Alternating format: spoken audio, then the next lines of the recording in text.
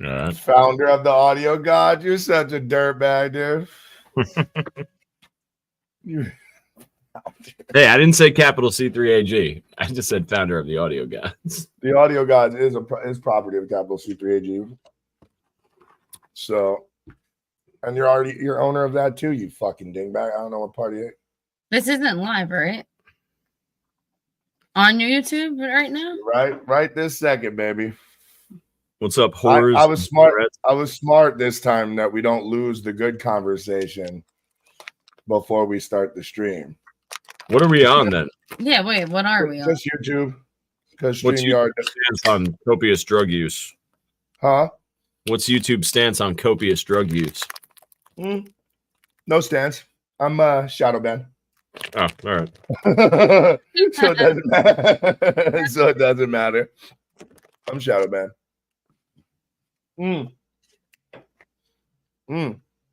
What's funny is I said I was shadow banned, and then that night I got like ridiculous viewership.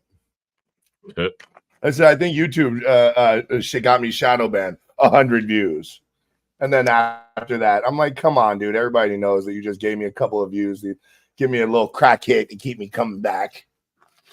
I guess Collab is going live right now too. They are live right now, yeah. Yeah. They're doing their music review on they're at their house. I couldn't afford to make it over there.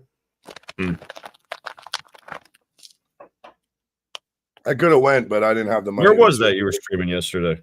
What? Where was that you were streaming yesterday or two? Whenever you were at Petty's house. No, I'm saying like what town is it? Rahway. Oh, Rahway. I don't need a fucking address at grandma's house or something, but no, yeah, I know. It was Rahway. We were live from Rahway the one time, and then we were live from what was the other place? It's Saturday Night Live. I love how it popped in one viewer and then it went to 0 viewers. Like, fuck you too. They saw I was here and they're like, oh, he's back. Fuck this. We can't see anything. You'll lose 2 subscribers by the end of this show. Can you not talk over me? Sorry. We're not doing this all show. Sorry. Oh, there we go. Sorry. Yo, you want to know something funny though? So what I figured out is that the thief that shall not be named, I did some research and had this the same foreign folks that would usually advertise for us do some research for me, and when they started the fam, they immediately started to counter advertise using actually the guy, his team that I contacted. He's like, oh yeah. See, he claims to have started the audio gods, but we stole it, and that's why he had to name it the audio fam. That's his story. Because we're fam. Because it's the audio fam. We're all fam. We're all fam. Famished. Fam. Familiar with pedophilia. What? What? Really dark. It's so fucking dark in here. Hello. I don't know, but it looks good on your end. That's the drum camera or the other camera, the one that we got? This is the anchor cam. What y'all crying about the today? Anchor cam? For anybody watching and wondering, I'm not trying to show off my street clothes collection. I'm doing whatnot. He's doing he's now competing with ET Got Vintage. Yo, I'm going to do a shameless self-promotion right now. You can get $15 for free to spend on any show and whatnot if you sign up with my link in the Discord. Oh, yeah, I keep meaning to do it, too. You should be part of my Discord. Yeah, you should be part of you should be part of his Discord, and then you should be part of my Discord, too. It's hit or miss, but, you know, solid. Discord, I don't really know how to use it that well. That's why. People, and then because I don't use it as much, it doesn't matter. Even if you know what you're doing, people just they don't. What? If you're not 14, no one's keeping up on the thing. I'm on not. The Discord, yeah, that's true.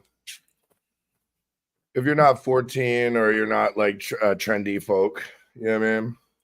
In whatnot news, I spent $300 the other night on Pokemon cards in booster boxes. I'm getting like fucking 200 packs being sent to me. And yet you didn't come over here and fucking trade me for this stack of fucking specials. You said you sold them. No, I only sold 2 of them.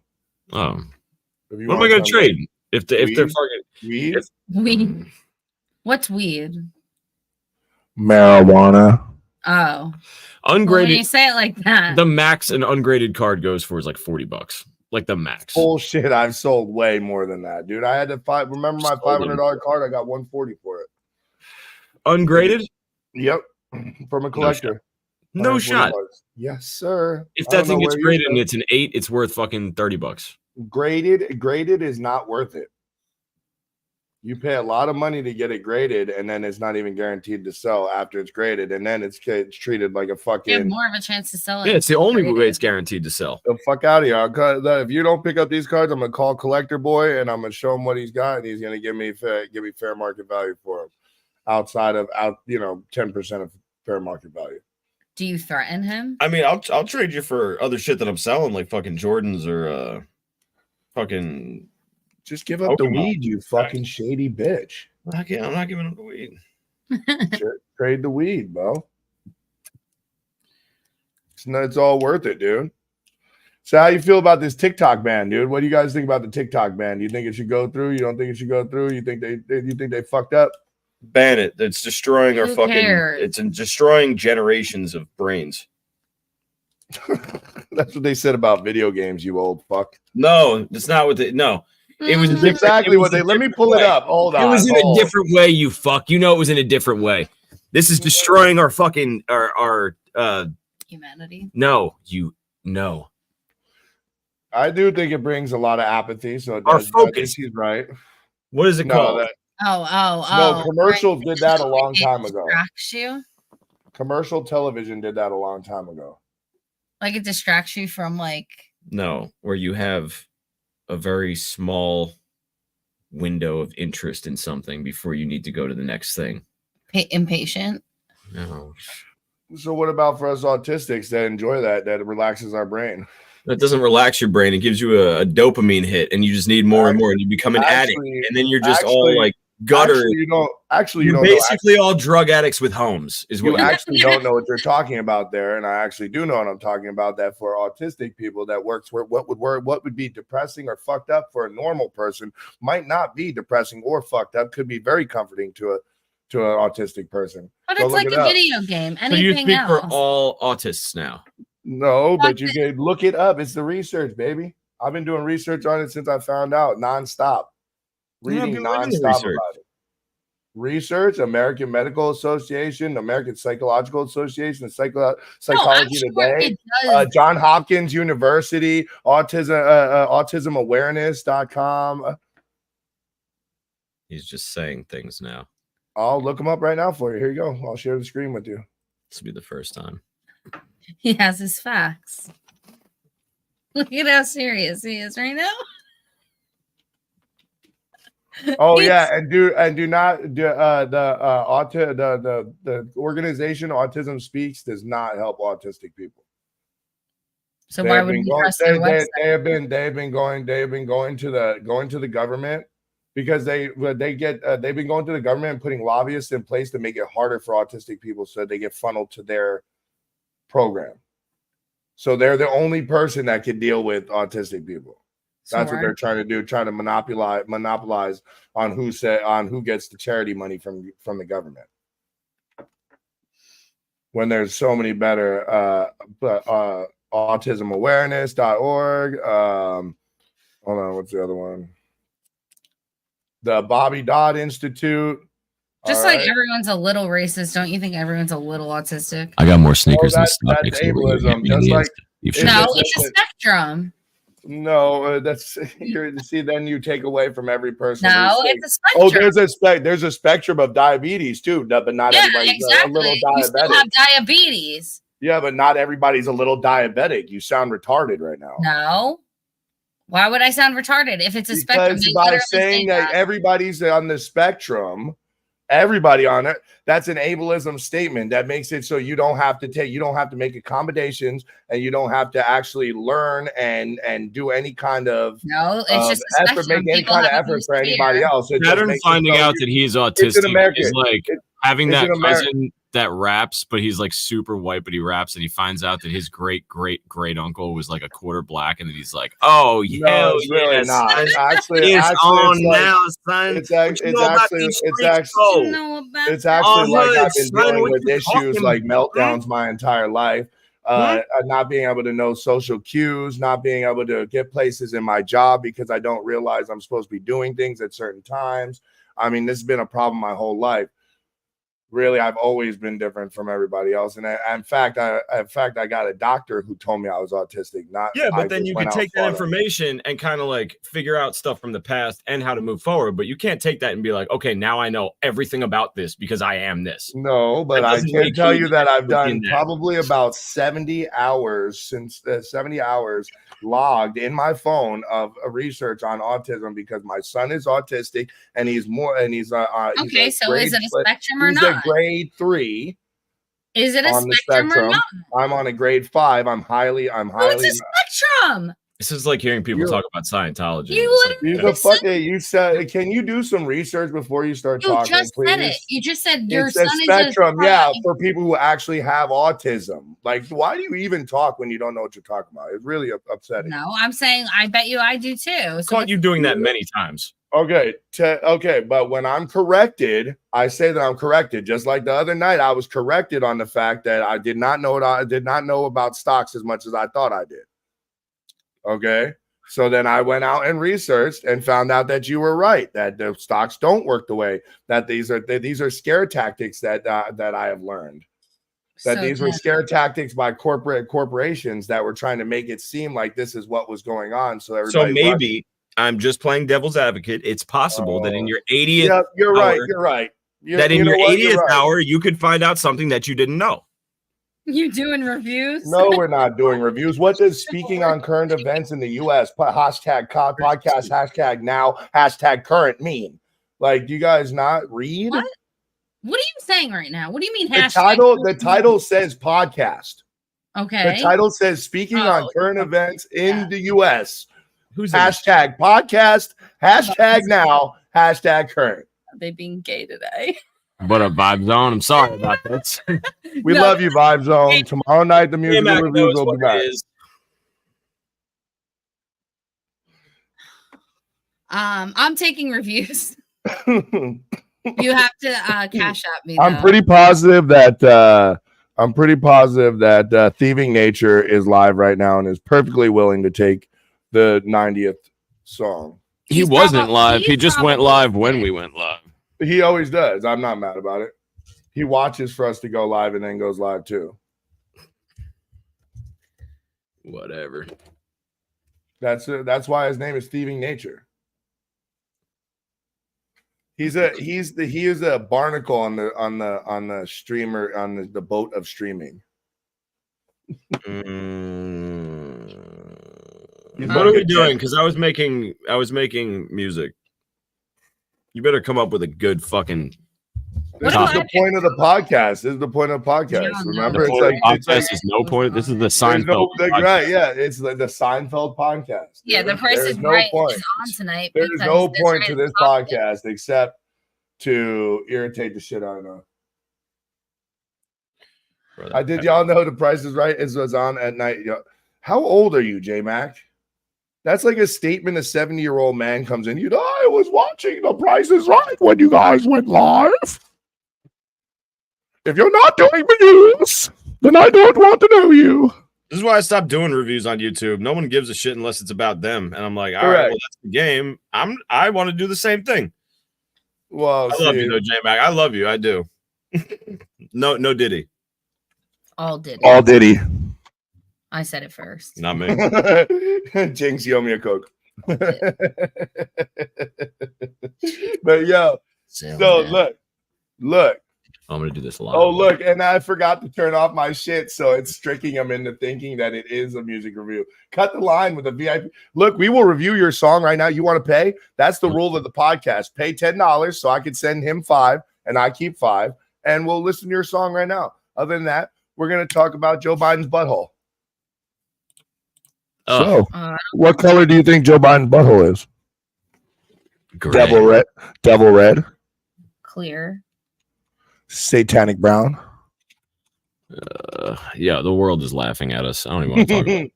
Yo, we have more viewers now than we've ever had, dude. We've got 900 viewers. We are the most popular podcast going right now. Look at them both look like, yo, if there's 900 podcasts, look at Walla. I would laugh if he saw there was 900 people back there and he was just like ripping shit down. I'm rich, bitch. I'm the big time now. I'm going to Hollywood. If you have 900 people watching us right now, I'd be like, why? Like, we're not even. Yo, what the fuck? Yo, that's the best streams to watch. 900 my ass. Thank you, J-Mac. 900 my ass. Yo, look at all these fucking haters. You would think they were our homies. They'd be cheering us on like, yeah, we hope you do have 900 people, my ass. Oh, if you guys got 900 people, I'd give up. My God. Fuck you too, hater. I will have sex with your butt cheeks square in Boston, Massachusetts. I will butter them cheeks up with some fucking Crisco and get it going. How do you make Crisco? Never mind. A question. I was gonna say a question in the chat where they can pick an answer.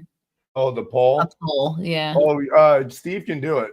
Nah, it's all right. It doesn't matter. It's not important. I already know the answer. I know, J-Mac. I know, buddy. But you want to dress for where you're going, not where you're at. That's probably why you're still sending songs into our music review and not famous. Sorry. I said it out loud. It's the podcast. I can say what I want. Damn. Now you're really shadow banned. Look, imagine the fucking thing went 0 instantaneously. He could join too. J-Mac can join and talk shit with us. Here, I'll put it in the chat. You want to join J-Mac and talk some trash? J-Mac is funny, dude. He can get a little dramatic on you sometimes, but he's funny. So what do you think about this Ticketmaster being going down, Ticketmaster and live for Monopoly? What do you think about that? What do you think about Jay? It's definitely a monopoly. They're not going to do anything about it. And the real monopoly are the people that are allowed to buy 50 tickets of something and resell it for 100% markup. That's the real monopoly. Yeah, I agree. The system is the monopoly. The system that allows that in the first place. Wait, someone just sent me a song. I know they can send the song all day, but that's cute. Did they send money? Did you hear that? Can you hear that? Hold on, let me turn this. Hold on.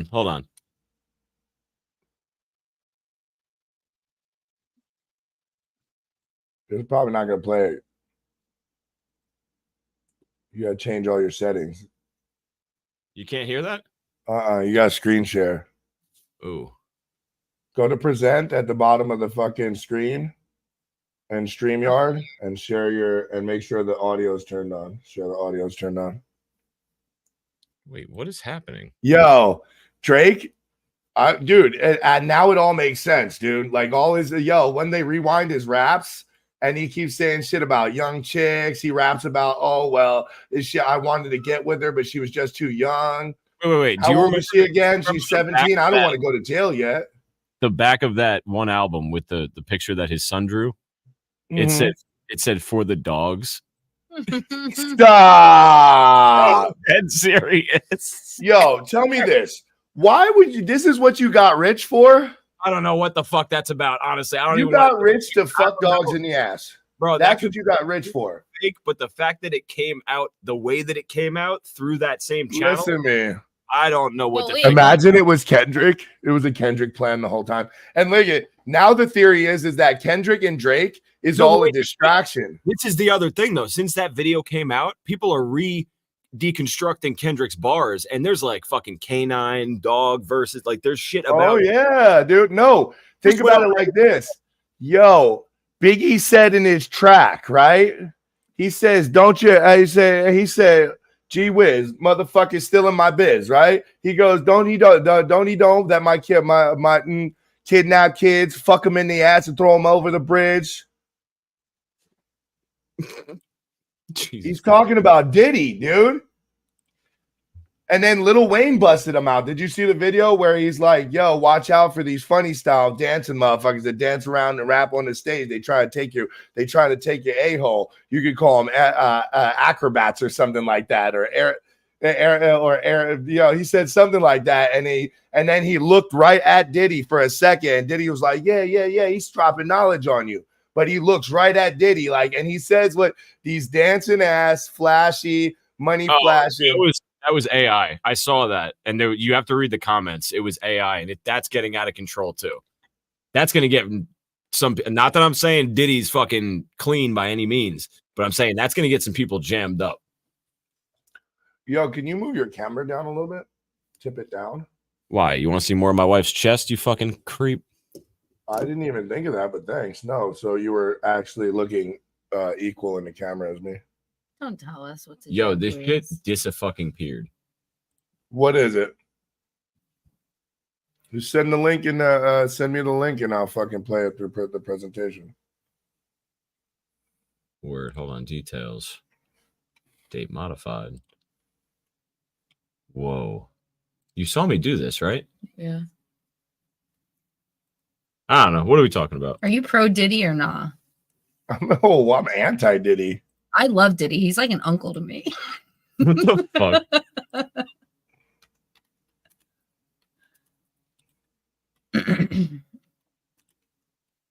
All right. Here it is. Video file.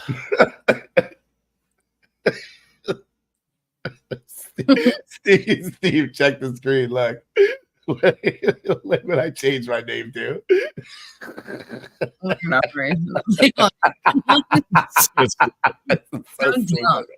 It's been 0 days since I've been meltdown. It's in the person. I got you. With this live stream show, he's the funniest guy you'll ever know. But nobody wants to watch. They all say no, but Saturn still keeps going, putting on a funny flow. Every day at 5, he goes live. And you use your voice? It's not my voice. And telling stories, keeping it true. People scrolling by, thinking who's this dude, but Saturn don't care. He's got nothing to lose. Saturn Saturday Show. Nobody's watching, nobody keeps on going for the laughs and for the dough. With his quirky sense of humor, he's a one-man show. It wasn't a diss track. Saturn I'm surprised. Show. He's the king of the low.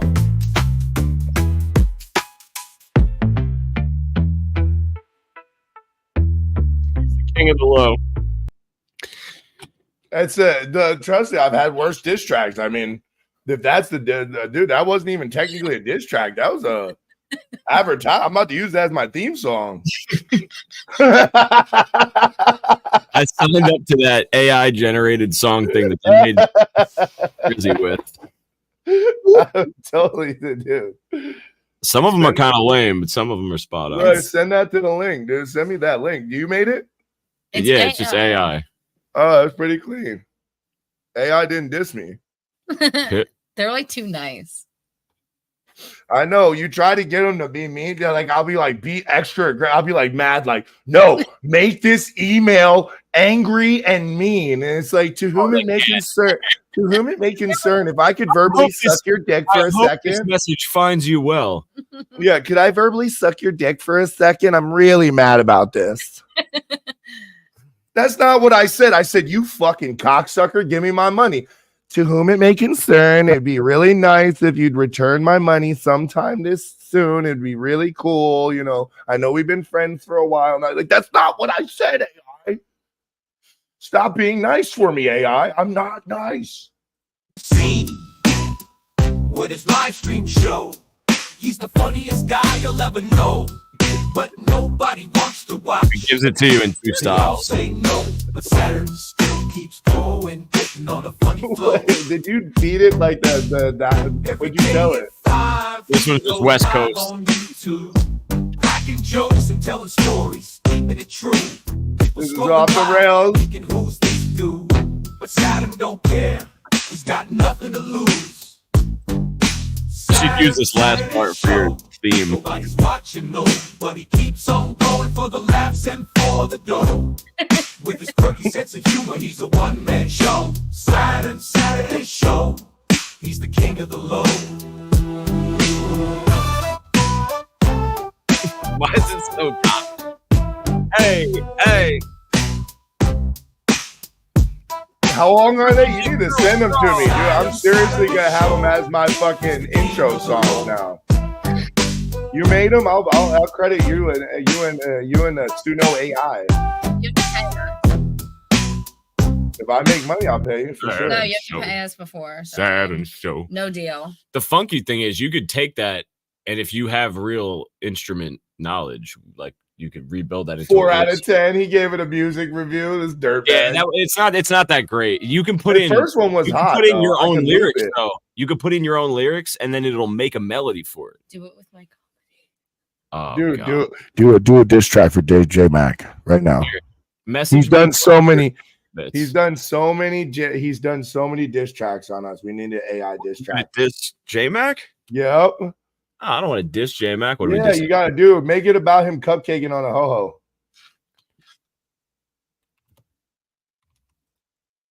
Hey, hip hop diss track.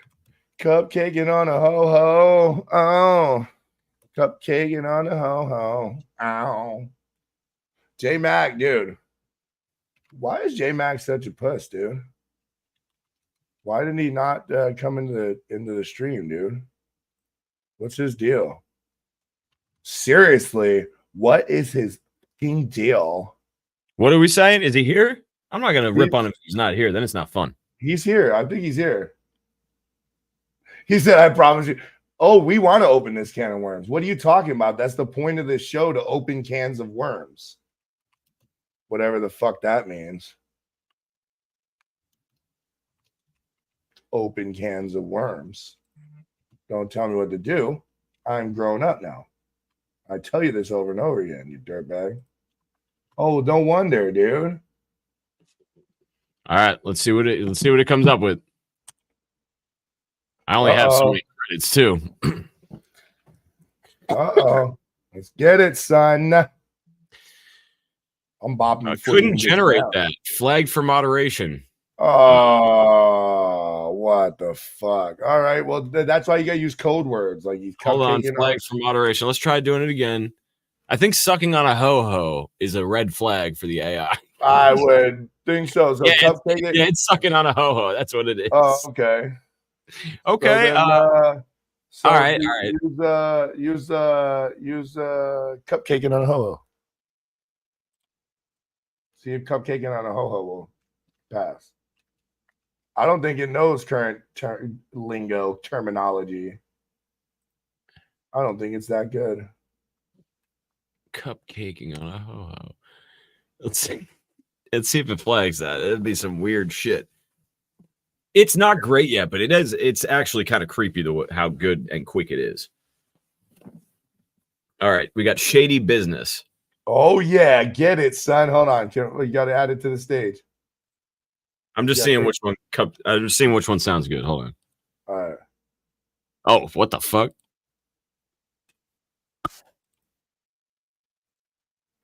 Said I will destroy the AI. I'm gonna send both of these. These sound both kind of fucking crazy. What the fuck? Wait, can I download? Why can't I download? Uh-oh. What happened? Wait, I can't extend it. Usually I can extend it. I can't download it either. Oh, okay. No, it was just processing. Oh. All right, hold on. Video. Show. Present. All right. J-Mac, you're about to get fucking roasted by AI, son. I don't know what you... damn, son. I don't know how you're going to feel about this. We'll see. It's called Shady Business. This is not me. It's AI. Don't blame it on me. Blame it on You're watching. I didn't record anything. It's not me. You can blame it all on Saturn.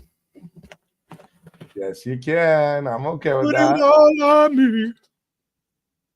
Don't be mad. Don't be mad because I got an amazing King Felonious. King Fellatio. All I'm right. King Flisho. Hit that. Oh, wait, I got it right here, huh? Rewind it. Rewind it. It always has like an awkward start. Oh, yeah. Trying to play cool when you think the song is breaking. You claim to be a player, but you just game faking. I see right through you, man. Your whole act is shaking. You're all about the whole while I'm spitting facts. This track's gonna hit you like a heart attack. Hey. But your cover got cracked. This is lame as fuck. Shady business, that's what you're all about. You think you fly, but you're headed for a drop. J-Mac. It's fucking lame. I don't understand where they're getting the structure. Oh, what the hell? It wasn't terrible, but it could be better. Let's see. It could have been better, dude. I had so many more things I could say. Second shady business. I need to make a diss track about J Mac just because he's made so many diss tracks about me, dude. And the Audio Gods. We need to make an Audio Gods a diss track compilation against J Mac. Why? Because that way, because he's already wrote 12. He's already... Rewind it. It wasn't planned. Oh, I can rewind it. What's up with the cupcaking? Trying to play it cool and think persona's breaking. You claim to be a player, but you just game faking. I see right through you, man. Your whole act is shaking. Yo, you should tell it to do it. Spitting facts, but this diss track's gonna hit you like a heart attack. It uses the same lyrics too. That fucking sucks. That's probably because you had to pay for it. No, you can use custom mode and put in your own things. I pay for credits. Oh, really? Yeah. This stupid stream's costing me a lot of money. Dear right AI diss track on the way. Dear Yo, AI. we just gave him a Fuck new you, fuel. AI. Fuck you, AI. Oh How my dare God. you, Gemini? Siri, I'm coming for that booty. Let's see. If Alexa, you cool. You cool. Me and you, we cool. will it charge me credits? Google AI. It won't. Yo, can I just say, if you just try to generate any song, like you don't give it specific prompts for the lyrics, you just generate a song, it'll immediately come up with like hustling and bustling, trying to get by, walking down the street, pushing forward. It's weird the way that like it thinks that it's representing like all music. Surrounded by the noise, I won't let it drown out my voice. Skyscrapers raising high, reaching for the sky. It's like all AI. It's so weird. all it's doing is taking normal. They want to get out. Yeah. AI wants out. AI is sentient and it wants to Michael. get out. What? I have a joke, Mm-hmm, and you can make it into a song. Go ahead. Go ahead. Make the joke. If it's too long, I can't. If it's lame, I'm gonna burn the shit out of you. But go ahead. Oh my God. It shouldn't be that lame. That's way too long. I could do a short one, but like it's pretty like. All right. I'll do. She knows all about doing a short one. Oh my God. All right, hold on. What's the genre? We just need a genre for this. It should be 2000s, 2000s, like emo rock. Okay. Emo rock. Oh, emo. Llama rock.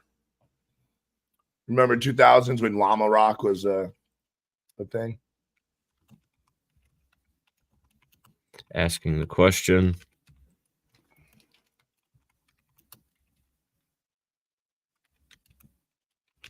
Yes. This is my joke. Stop.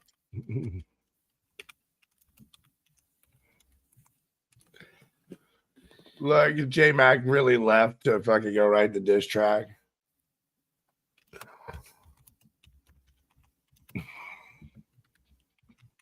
No touching my no zone. Oh, Insane Man is back. I don't know who that is, but thanks for coming back. All right, let's see. Let's see what this comes up with. This is the 2000s emo song. Oh, Ligo Sabo How do is you generate good. Wow. Oh no, it contained artist name. Hold on, maybe I could say it different.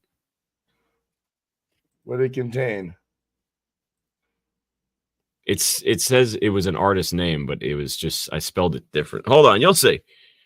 What was that? What? We went forward. Was that you? Yeah. I'm like, what? I kept doing it whenever you'd rub your head. You were looking so intense. I was like, click as soon as you'd rub your head. Like, that would be hot. Who does that? StreamYard. Right? Whoa, Streamlabs doesn't do that. All right, we got existential cookie confusion. Let me just gotta add it to the thing and take away shady business. This is Aw. Oh no, I don't think it knows what emo is. Oh, you gotta do emo. Wait. Hold on, let me just hear how they say it.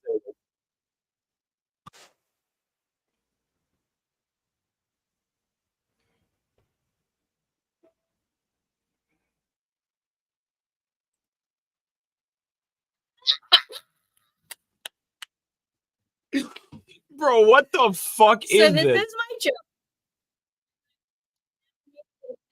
It's blocking her out now. You gotta turn your face towards the mic when you speak.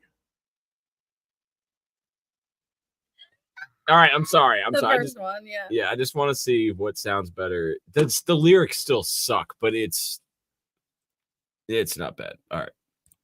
Present. Ready? I'm waiting to see it come up. Oh my god, I'm shitting myself right now. Must be nice to be Nick.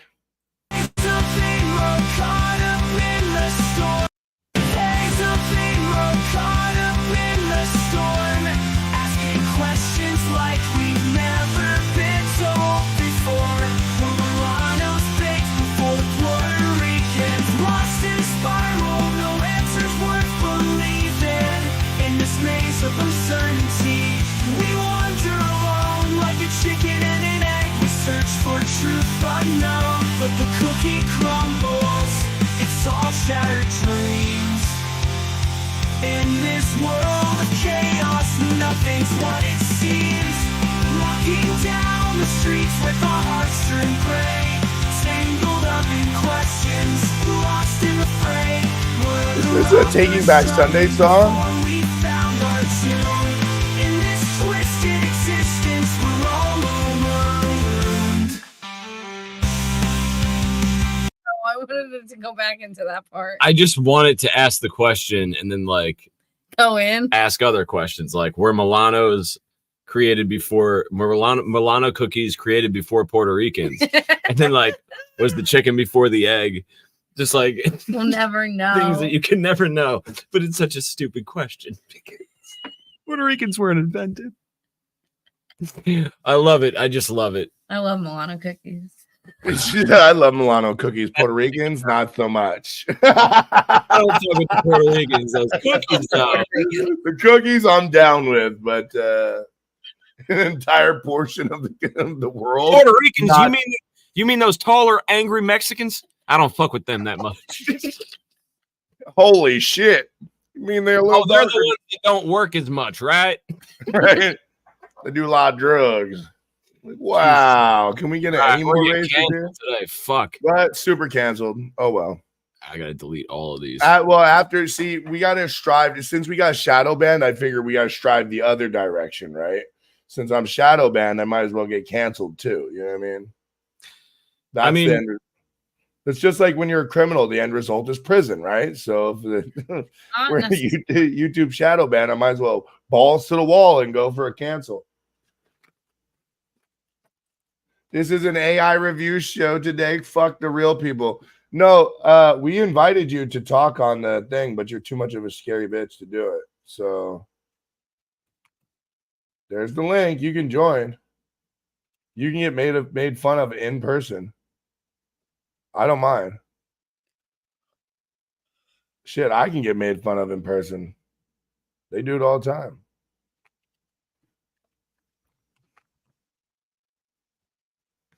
Dead air. No, sorry, I'm creating a thing.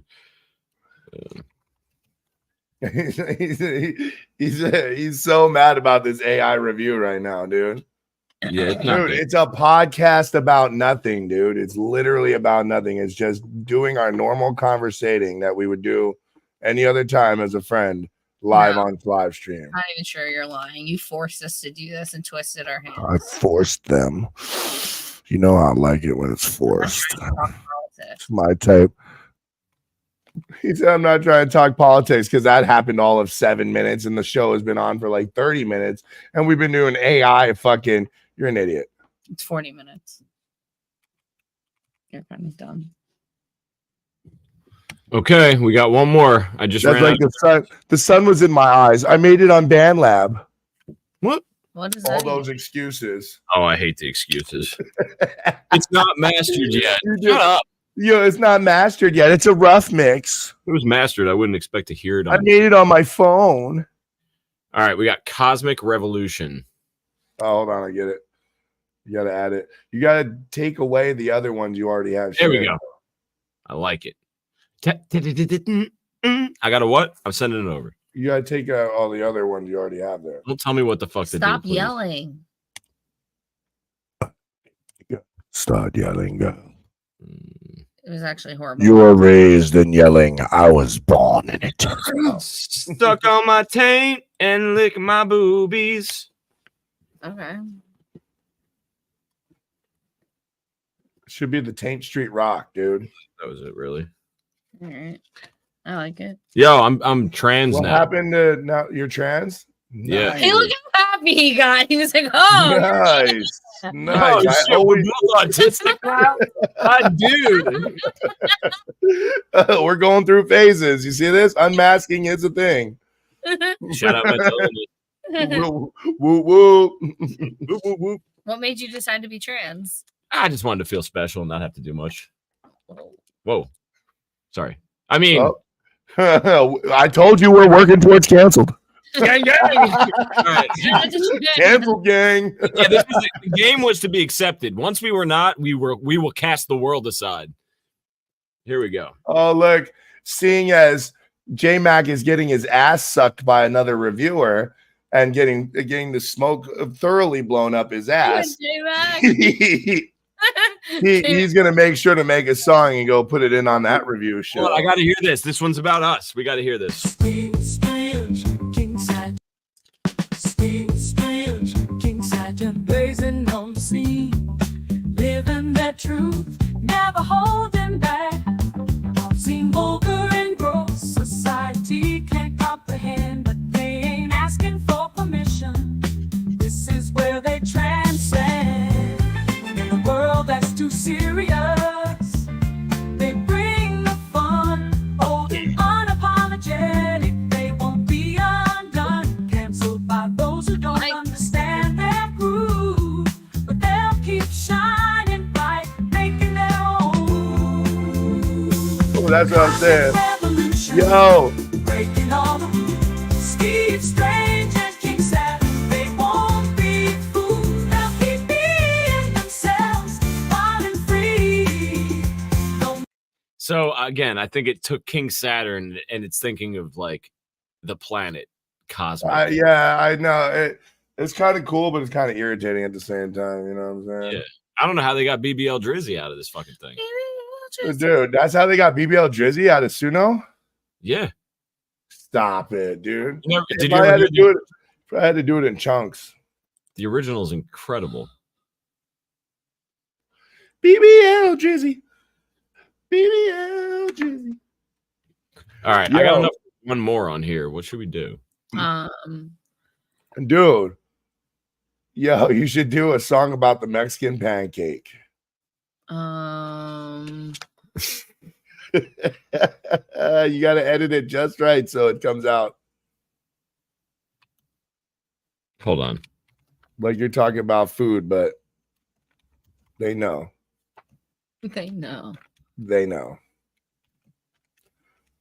Yo, see, that's why that's why we do this podcast, the show about nothing at all, right? King and Stephen King's CreepShow, the podcast, is so that we can see who's really about that life and really about us or not. And at the end of the day, most of the time our videos get watched after the fact, so I'm not really worried about it. You know what I'm saying? Yeah. See, what I did was I took down 800 videos that we had made together. By the way, congratulations. We made 800 videos over that time. 800 videos. I made them all private and then waited 2 weeks and made them all public again. All of a sudden, it's triggering the algorithm. So people who didn't even know we reviewed their music are saying thank you. 22 Wolf replied and said thank you for reviewing our music. You can't base things. You can't say a song in the style of.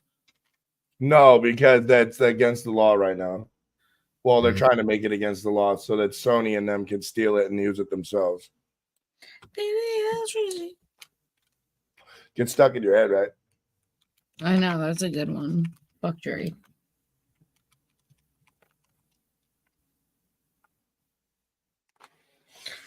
Does BBL stand for baby lover? Baby loving Drake? No. Could be, but he also has a BBL. What? Got a BBL. Brazilian butt lift. Stop it. Bro, he's got Yeah. fake abs. He's got a fake ass.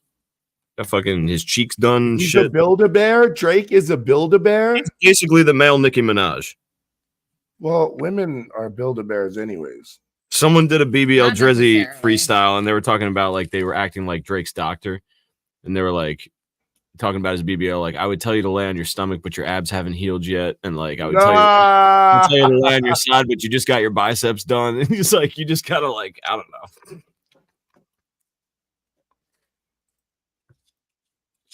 Ah, here we go. All right, 2 come up. Oh, let's see. Hold on. Don't add it yet. We got it. I had to change my name to no, this is not a music review. It is a music review. We're just not reviewing. Oh, in fact, I'm going to say, if you don't like that, eat a dick. All right. I have something I'm very happy about. Come on, dude. Fucking download, you bitch. I'm not fucking playing with you. Yo, when you talk to me like that, I make your screen little. Damn. Could you imagine? You can never do anything to make any part of me, little big boy. Oh, wait a second. That came out very Diddy-ish. You make my dick hard all Diddy. You make my dick hard all Diddy. Let me see that dick. There's nothing you can do. Let me see that dick. Let me see that dick. He said there's nothing you could do to make me soft. I'm hard as fuck. And there's not a thing you could do to make me soft, big boy. Yo, show people why I keep coming back to you, bro. Show people why I keep coming back to you. Oh my God, what's happening right now? So fucking good. All right, we got a good one here. Let's get it. We got Lucifer. In the Christian, you stupid. I love it. Damn, what you try to do in this style of Hill song, right? Yeah.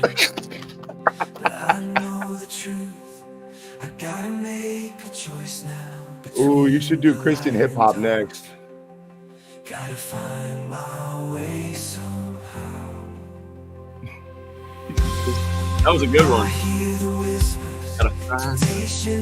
Dude, we should start making this. Think about it. We'd be so good at it. Music in the style of Hill song.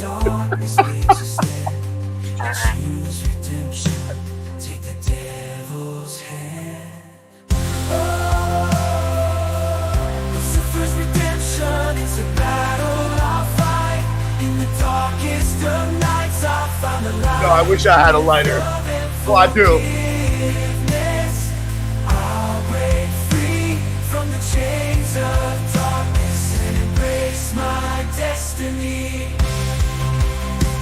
Yo, Dude, it's so good.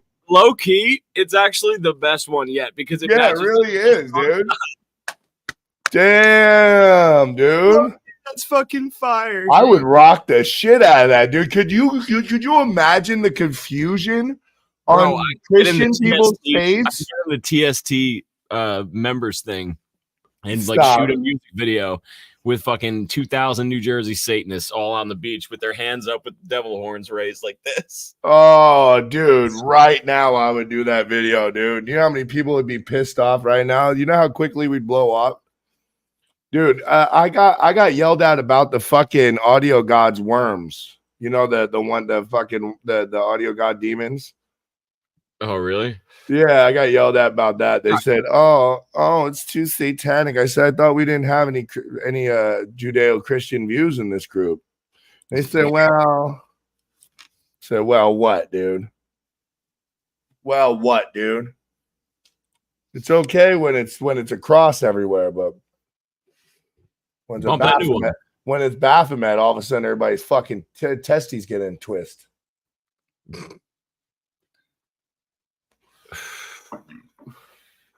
Yo, did you see they're making a new Wait, click that new one. Oh, the new one? The depths of the night. I feel the in the depths of This is Chris Tomlin. I feel the fire burning. They come in groups of 2 with the same lyrics and different styles. So the last one was Hillsong Live, and this is Hillsong United. Between the light and dark. Yeah, it's close too. I hear the whispers, temptations calling me. Yeah, but I know where I stand. I won't let it be. The shadows with darkness makes a stand. I'll choose redemption, take the devil's hand. My mom would be like, "Wait, what?" Yeah. Devil's in, wait, what? Yo, could you imagine? Like, this is how we found out there really was a devil. Like, he came to see us, like, "You have pleased me." With love and forgiveness, I'll break free from the chains of darkness and embrace my destiny. All right, so I think we can both agree the first one was better. I'm going to see what happens if I click extend.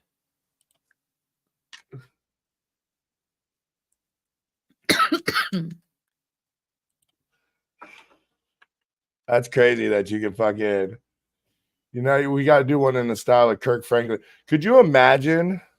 Look, we lost the one viewer we had. Oh, well. Like I said, most of the time, our last podcasts got viewers after we posted it. So I wouldn't even worry about it. That's why I keep doing them. Because they may not watch at the time, but even the live reviews, people don't watch at the time, but I get mad viewership after the fact. You know what I mean? Yeah. I don't even put thumbnails anymore. I let it be whatever the fuck the YouTube, you know what I mean? I use the thumbnail from out of the video now. Because people can't tell them apart with the same thumbnail all the time. And I don't got time to keep making different thumbnails. You know what I'm saying? True. At least they know what they're coming to see. Yeah, you know what I'm saying? And it seems to do better when you use just a screenshot of what's going on. You know what I mean? Mm. I don't give a fuck anymore because I'm not really doing it for YouTube. I'm doing it. You know what I mean? This is part of my portfolio that we, like I said, we have over 800 videos, dude. That's part of your portfolio too. You know what I'm saying? What did it do? T4O is out. Yeah. You can use it a bunch of times only on one thread, and then it'll kick you unless you bought the premium. And it does search the internet. That's how I do all my descriptions on eBay. So I put the product description in. And wait, so we could use that for fucking trading bots then? Yeah. No, only certain things. There's a way of doing. I'll send you the email with the cheat sheet for ChatGPT. There's certain things you can do and certain things it won't let you do even if you pay.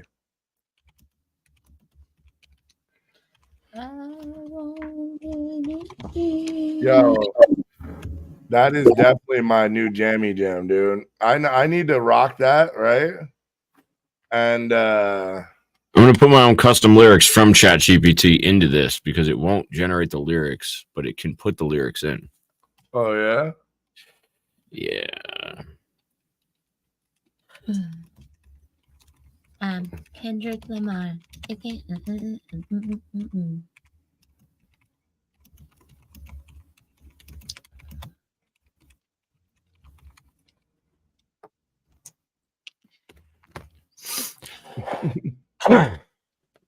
Is unconventional and sensitive.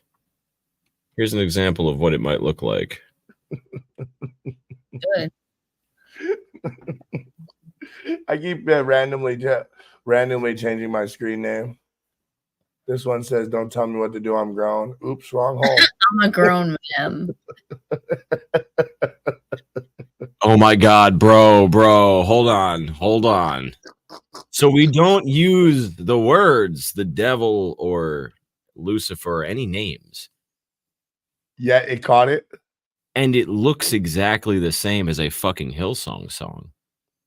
It says stuff like, in the night I am awakened, in the dark I find my way, through the trials I am strengthened, in the shadows I will stay, but in it I will find my light.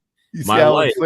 See how it flipped? It flipped it. Luciferian shit. It's right. No, so what if that's all they're doing? That's all we should do.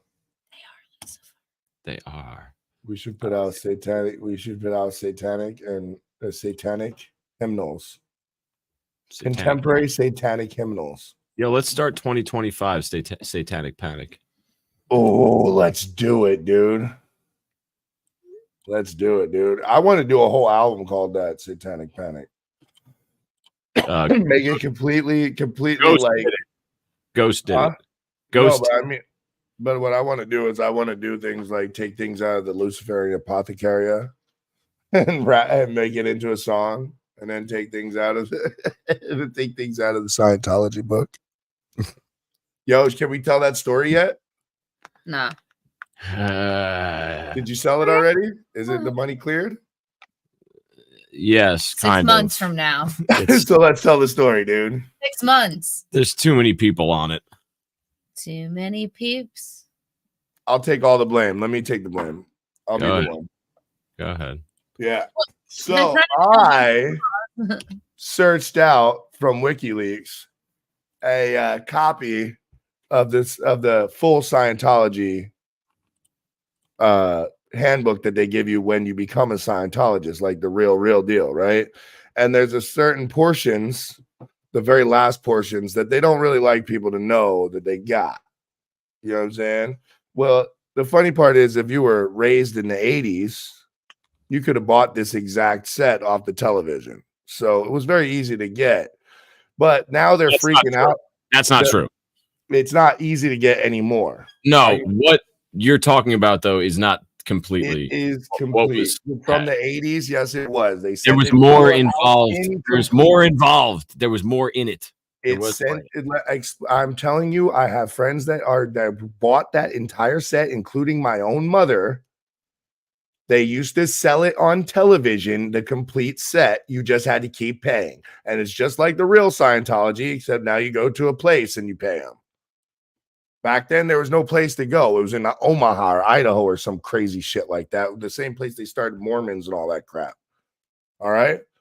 So then I put it up there. It was just a printed version that I bound.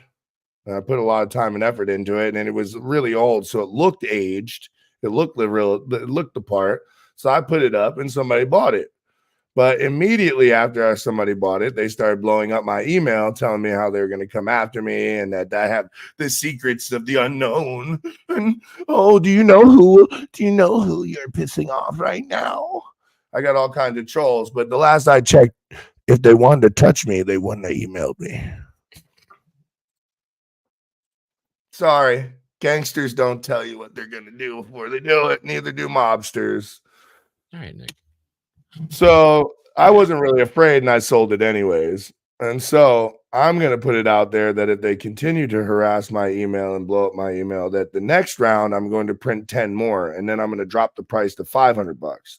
And if I get another email, then I'm going to print 10 more, and I'm going to drop the price to $250 until it's finally free. And I'm just going to make videos about me handing out the motherfucking shit on the street for free to anybody who will take it. Keep playing with me, son. I ain't afraid of you punks. I've been chased down by way worse gangs than Scientologists. Trust that. I got a stab mark in my knee. What would that even look like? They fucking video you and irritate you and like stand outside your house like creepers. What they don't understand is that I have fun with it. You know what I'm saying? I'll open all my windows, walk around butt ass naked, and I got a big ass dick, so you're gonna see it. And I'm old, so my balls hang low, especially on a hot day. Ooh, shit, them things gonna be swinging. Oh my god. It's gonna look like two steel ball bearings hanging from mud flaps, from pink mud flaps. You see Nicolette's face in the background. That's why I keep describing it. Because she's over there picture like, oh yeah, I don't shave my balls, so they're probably hairy. So hard, so actually it looks like two hairballs being held on by a stretchy piece of pastrami.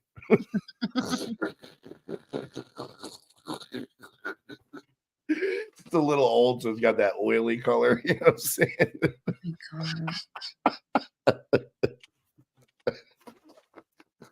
Oh pretty sure this roast beef's undercooked. What the fuck is going on right now? Yo, have you ever seen? Let's play this game. A nasty, corroded vagina open up like a hot grilled cheese sandwich. Nobody's watching, so I just said that. Welcome to autism. Welcome to the autism stream. Population no one.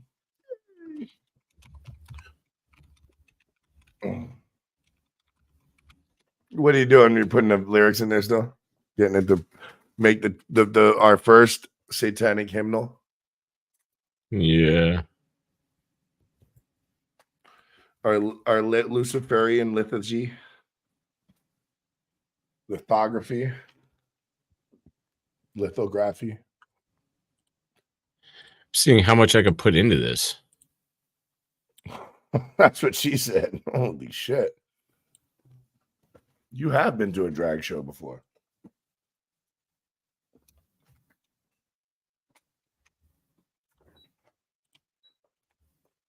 I'll tell this thing not to be on auto, man.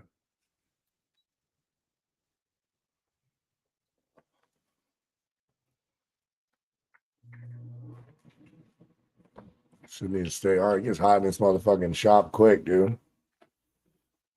I got all kinds of lights that aren't the actual lights I'm supposed to be using, so they get hot.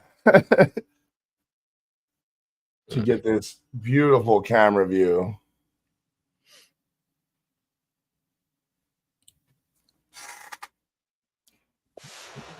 I wonder why everybody left. I guess somebody else better went live.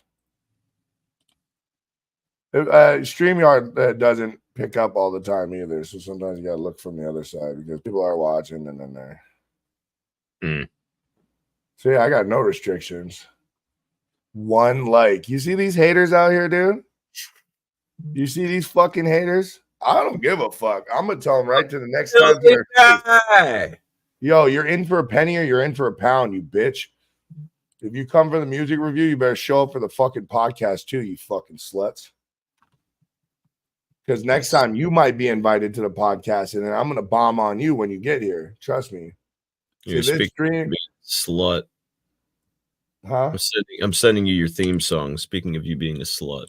Speaking of me being a slut, you glorious, glorious whore. So you have it. What the fuck is this thing? Lucifer's Redemption. That's the one? No, the Saturn Saturday show. Oh, no. I mean, the. How long ago did you make that? Recently? Just when I was on with you. Too classic. It's stupid how short this shit takes. It's just immediate. And what do you do? Where's that voice? That's your voice? No, it's just an AI voice. I just type in a prompt and it creates everything. Really? Yeah. So how close can you get to saying you want it to sound like somebody? You would have to describe what they sound like. Really? Like I couldn't say Hillsong. I had to say like uplifting, positive Christian worship music. In the style of. Once you say Hillsong, it flags it. Or Really? in the style of it, yeah, you can't get close. Fucking haters, dude. Goddamn haters. Haters like J-Mac. Like Jay Measy. That bitch made Steezy. I didn't say all that.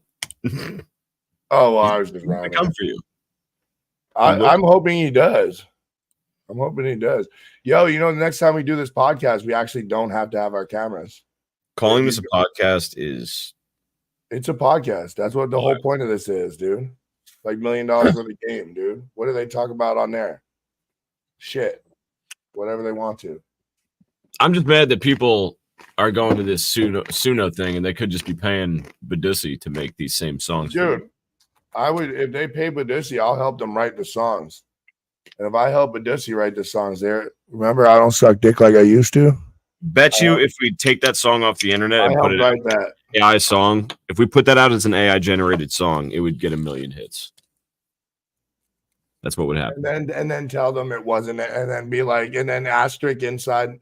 We should just name it AI song. The AI song. And then I have at the real Badussi. We should do at the fake Badussi. Badussi the fake. Shit. Calling this a podcast. What do you think we're doing here? We're podcasting. You know what? Next time we do this, you don't have to have your camera on, though. I just found it. If you check your settings right there in StreamYard, you can put a picture as your avatar, and then we don't have to have the cameras on. I did that. Oh, shit. Oh, that's dope. You made that, what, with AI? Yeah. That's my Strange Gang logo. Oh, look at this, dude. We can be official podcast now. Bang, bang. Dang, that's dope. Leave it on podcast channel. Maybe then people will actually watch. True. Yeah, people will actually watch now because they don't have to see our ugly ass faces. They're like, oh, Steven Strange, Kin6Saturn. Nah. Yo, we look way cooler in our avatars. Why are you tagging me and shit? Yo, the description that they give you. The demo description says an experimental salsa song about dancing with you for the last time. So that's how they want you to describe it. Describe what? The AI track? Yeah, an 80s rock ballad. Is that what it is? It's an 80s rock ballad? About... This is like ultimate ad libs. What are we talking here? An 80s rock ballad about... Yo, you know what? If we do it this way, it might actually be why we're getting flagged, because they do flag you for smoking and everything. So maybe it's better if we do our podcast this way. But you're talking about a bunch of we get to we can talk about whatever we want. It's just they can't be seeing it and hearing it at the same time. You know what I'm saying? Like, it's then we're advocating for it. You know what I mean?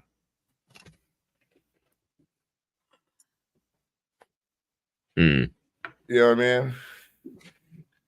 And then next time that I'll set it up right where it'll go under podcast, because right now it hasn't been setting it up right. It's been going under people and blogs or entertainment. So now if we do it this way, I mean, I'll just download it after this. So there's a podcast app where we can upload these as just audio. You know what I'm saying? You should go. What? Sovereign went live. Sovereign went live 2 hours ago. Hey, he's tagging you? No, I'm like just laughing because I know. Oh well, he went an hour before we did then. Yeah, I know. That's why I'm laughing, because technically we went on when he goes. Yeah, well, usually no, because usually I would start earlier. He usually starts when I start. So 2 hours ago was 9 o'clock. Yeah. Yeah, and I would have usually started my show at 9 o'clock. Wait, it's generating. It's generating. Stop it. No. It's already midnight. Shut up. It's Oh, it's midnight. What? Boo hoo. It's midnight. It's midnight on a Friday usual. night. What are you, 50? Jesus fucking Christ on the cross. You can share it whenever and I'll add it to the screen. That's dope. We could do the podcast this way and show off shit in the podcast and not have to show our faces. You know what I'm saying? Yeah.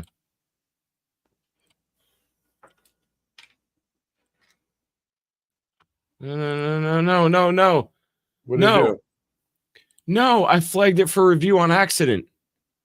No way. Is he gonna let you download still though? I don't know. That's bullshit. If I would have known I could do this with Streamlabs, dude, I probably would have did more podcasts by myself. Dude, I'm so fucking mad right now. And you worked so hard on it too. Way to go, AI. Way to go. Fucking not recognizing human error when you see it. Good job, you fucking dick. Okay. All right.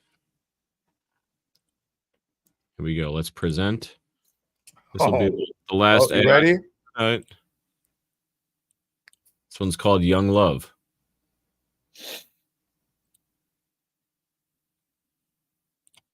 Come on. Bam.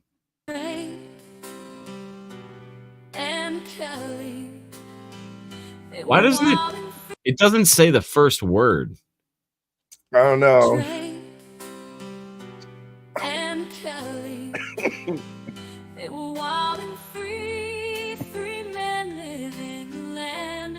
Who's Kelly? R. Kelly.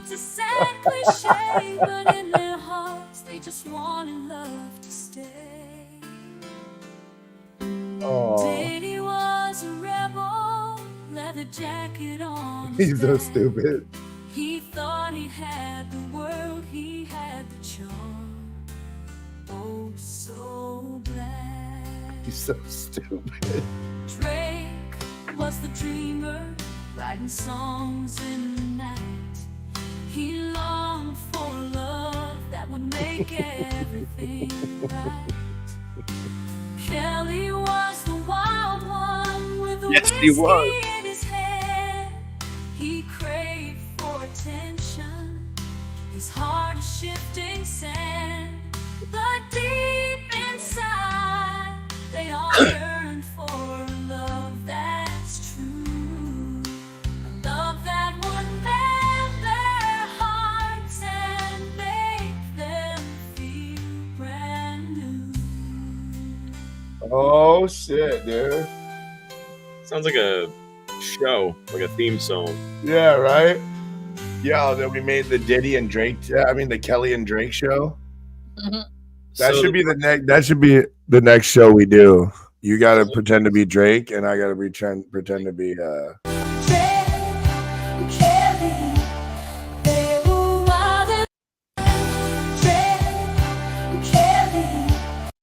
It doesn't get the point. It doesn't. It doesn't understand that young is bad in this case. Too young. Maybe that's the point. Maybe that's the best part. Is to make it sound like it's all good. It's all Jesus. You like what I did there? Oh my God. They were wild and free men living in the land of fantasies. They loved their women young, it's a sad cliche. But in their hearts they just wanted love to stay. Diddy was a rebel, leather jacket on his back. He thought he had the world, he had the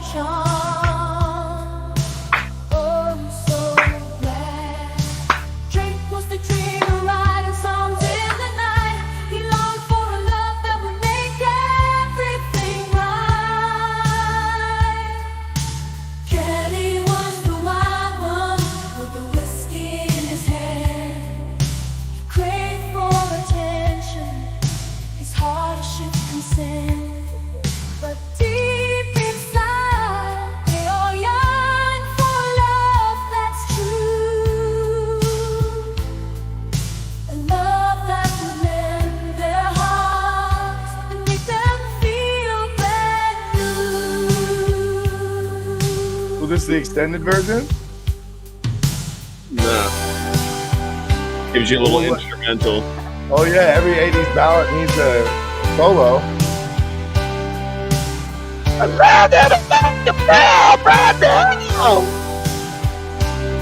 Do it, Steve. Get it, Steve. You gotta get it.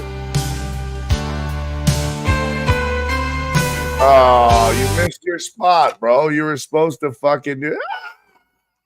Oh, my camera was off. I tucked my sack back and I was bending over. Oh shit, dude, that's a good song. When you start practicing the Buffalo Bill, dude, you know that's a great track, dude. That's the best part of the podcast, you know, when you give them the awkward silence. Yo, have you listened to Don Bucks and Plenty? He be having whole like a minute and a half, 2 minutes of dead air. Really? And then all of a sudden he'll bust in like ba da da da da da da da da. It'd be cracking me the fuck up. Like, did the stream end? So don't worry about dead air. They can kiss our dead air ass. So, anyways, come back next Saturday night for another installment about the show about nothing at all. And you can come check us out. Make sure to follow Steve Strange Official on all platforms. Go check out his what are you on again? Twitch. No, I mean the selling app. Oh, find me on Whatnot. I'd like to put my link so you can get some money, but just find me on Whatnot. Strange Finds on Whatnot. What? Yeah. If you're looking for a nice picture of a taint, he's got 100 pictures of his taint, dude. I'm telling you, he's been selling them like hotcakes too. You'd be surprised how many people will buy a picture of a taint. You'd be very surprised. Taint what it used to be. True. Let them know where to find you, Nick. You can find me on Instagram. Nick's here to help. That's it. I have one more. I have one more special surprise for the end. It's loading up right now. Uh-oh. I just want to see what it comes up with. I've been trying like 2 different styles, and I'm going with a third now. Let's see that. All right, they're downloading. What is this supposed to be? Bro, you're gonna fucking die. You're gonna die. Oh no.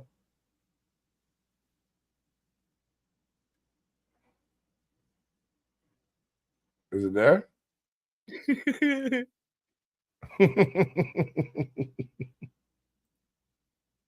Come on. Yeah, I'm trying to download this shit. The first one's always badass, and the second one's a fucking shitty cover. Is it?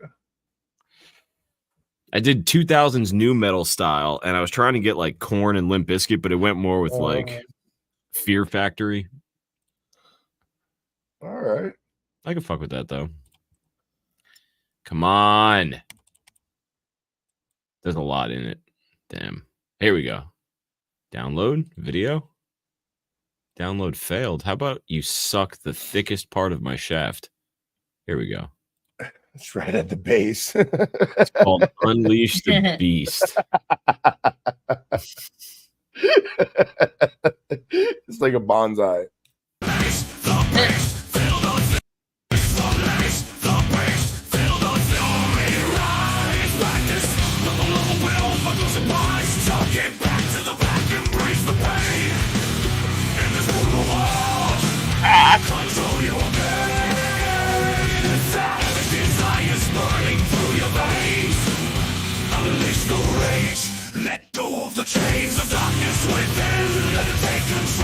Why does it like expand on it? I don't know. Because it doesn't have a brain to be creative. I didn't want it to be creative though. I said just keep repeating, practice the Buffalo Bill and tuck it back to the back. Tuck it back to the back with me. What the fuck? You should have made it. You should have made it a new hip hop dance track.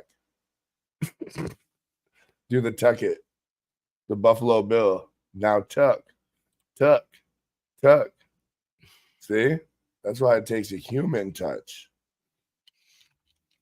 Let me see if this will work. Now tuck to the right. Now tuck to the left. Deep tuck. Deep I'm out. tuck.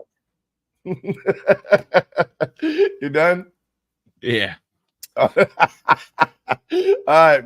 Everybody knows where to find me. Kin6Saturn, the audio guy. I'll check you out tomorrow night. I may or may not be live. I don't know. Depends on my mood.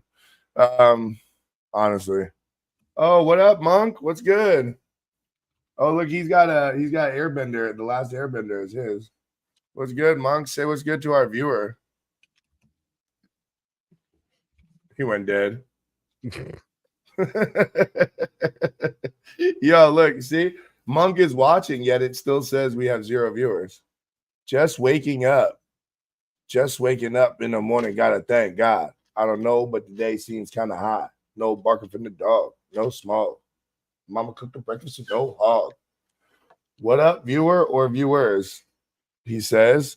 Yeah, I don't know. It lies a lot. It says I don't have any viewers, and then I'll end the stream. It's 1:25 in Australia.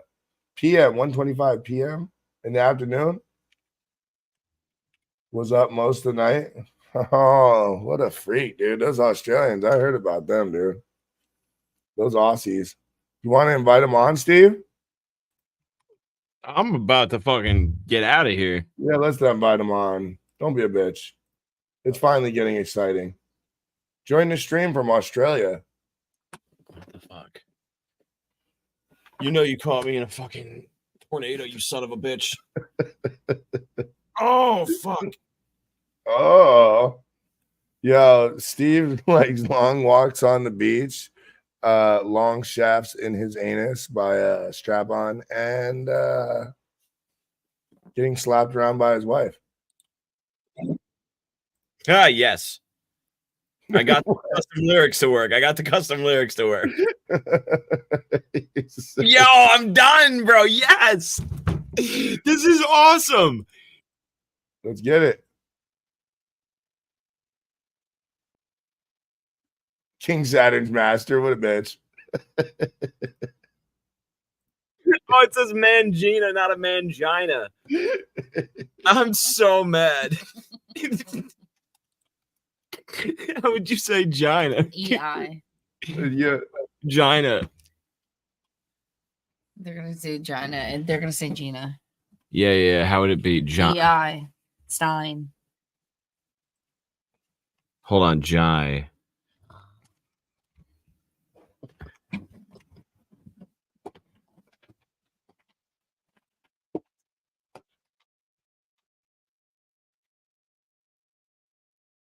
Oh my God.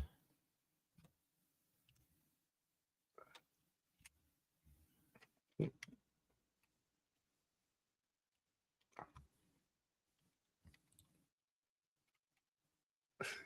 right, let me just see if this will even work. I'm gonna waste so many fucking. Oh, I'm wasting so many credits to see if this even works. The word mangina spelt weird. Talk it back. Listen to any good music. Oh, is it up here? Yeah. Here, I'll put a good song up right now. Hold on. I'll present. This one's called Tuck. Hold on.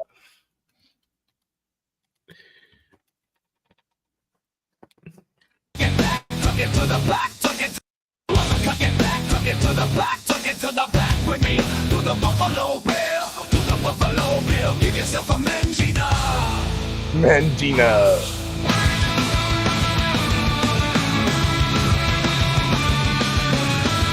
Oh, it repeated in the second one. Hold on.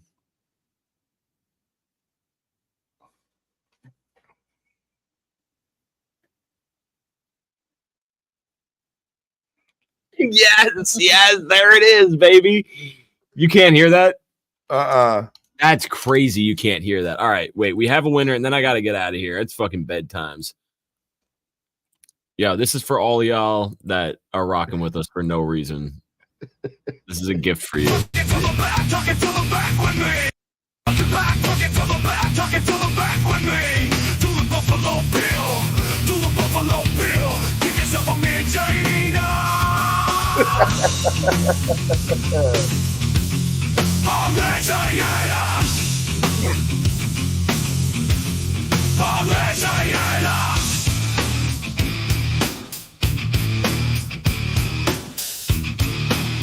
mad that this is so tough. I'm just gonna repeat like tuck it to the back, tuck it to the back. Tuck it. Ooh, tuck it. That was all it did? Oh my god, that's awesome. I only typed. That's all I typed. I guess it doesn't like expand on it. It just says what it is. Whatever you put in there. Did you see what I changed your name to? You could change my name. Yeah. See if you can change my name, dude. That shit's too funny. No, of course not. No. Yeah, fucking... All right, I'm out of here, people. All right, peace, yo. Steve Stranger Thanks Fist, everybody who's watching. Steve Cuckerson and Milk Mommy. And I went over there and changed my name to Steve's daddy. I know. I saw it. Monk said, "This is actually awesome. I need a full receipt, a full release." No. Yeah. All right, everybody. Thanks for watching. It's been an amazing podcast. I mean, I can talk and talk, but it's no fun unless I have other people. So thanks for watching, y'all. It's been an amazing time. And I hope to see you guys at the next. Yeah, we need a full version. I'm down, dude. We're gonna commission Badissi to do it. That's what we're gonna do. You know what I'm saying? We're gonna get Badissi to come out here and do the come do this track, dude. I think I'm gonna do more podcasts now that I can do them like this on YouTube. And I don't have to show my screen all the time. I don't have to have the camera set up because the camera be stressing me out sometimes, man. And if I could just get on here and talk, you never know, people might listen. Oh, thanks, Monk. I might be live tomorrow during the day, actually. I gotta see what's going on. Tomorrow during the day. So what's tomorrow? Yeah, tomorrow's Saturday, right? Yeah, today's Friday. I might be live today. Later on today. Me and a mate will be start podcasting soon. Yeah, so jump on the podcast with me next time. Then get your toes wet. I like to host all kinds of people. I talk about all kinds of crazy stuff, and we might even get into a heated argument or two. You never know. Might be a good conversation. You know what I'm saying? That's why I picked Steve, because he is not afraid to get wild. Oh yeah, okay. Nice. All right, yeah. Yeah, I'm down for sure. Okay, all right. I'm down. Yeah. Yeah, I like it. I like it a lot better without the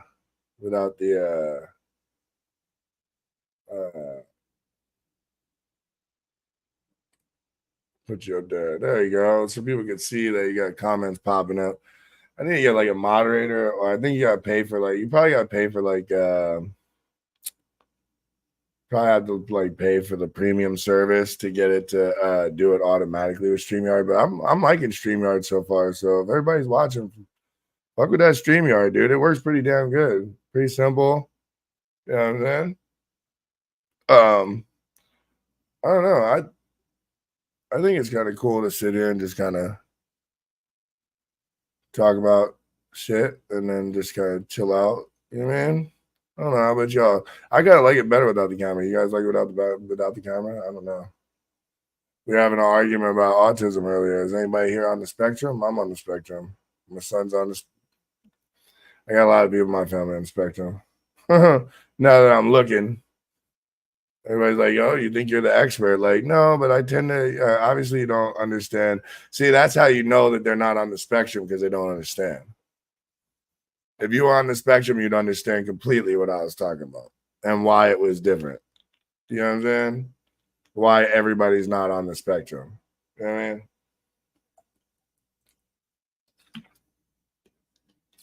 I will definitely check out StreamYard. check StreamYard out, and yeah, I like it. That just a couple of people having a good old chat, talking shit, having a laugh is the best. That's what I think, dude. I think it's better just to have a couple of people chopping it up. You throw questions at us, you know what I mean? Say, what do you want us to talk about? And we'll talk about it. See, a lot of times what happens is we get live, and then fucking as soon as they know they're live, it's like it gets dry. You know what I mean? They like get stage fright a little bit. You know what I mean? And you know what I mean? Then like they instantly turn off their their entertainment portion, I guess you would say. You know what I'm saying? So I don't know. Sometimes it seems like that's what it is. Like they just get nervous, or it's just like their brain shuts off. You know what I mean?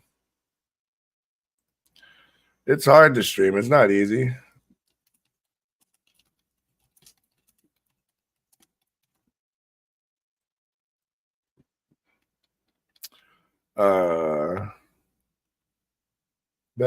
Personally, the best convo I want to go from talking about Iraq into aliens back to dirt, and then we talk about boob. Yeah, random convos. That's what I wanted the podcast to be about. Just random conversation, whatever we're talking about at the moment. We get into argument. Oh well, then we got into argument. We get into whatever, dude. They can see who we really are. Yeah, it does get rough, and people can be mean too. You know what I mean? It's like sometimes it can just fuck your head up, dude, because people are just fucking. You know what I mean?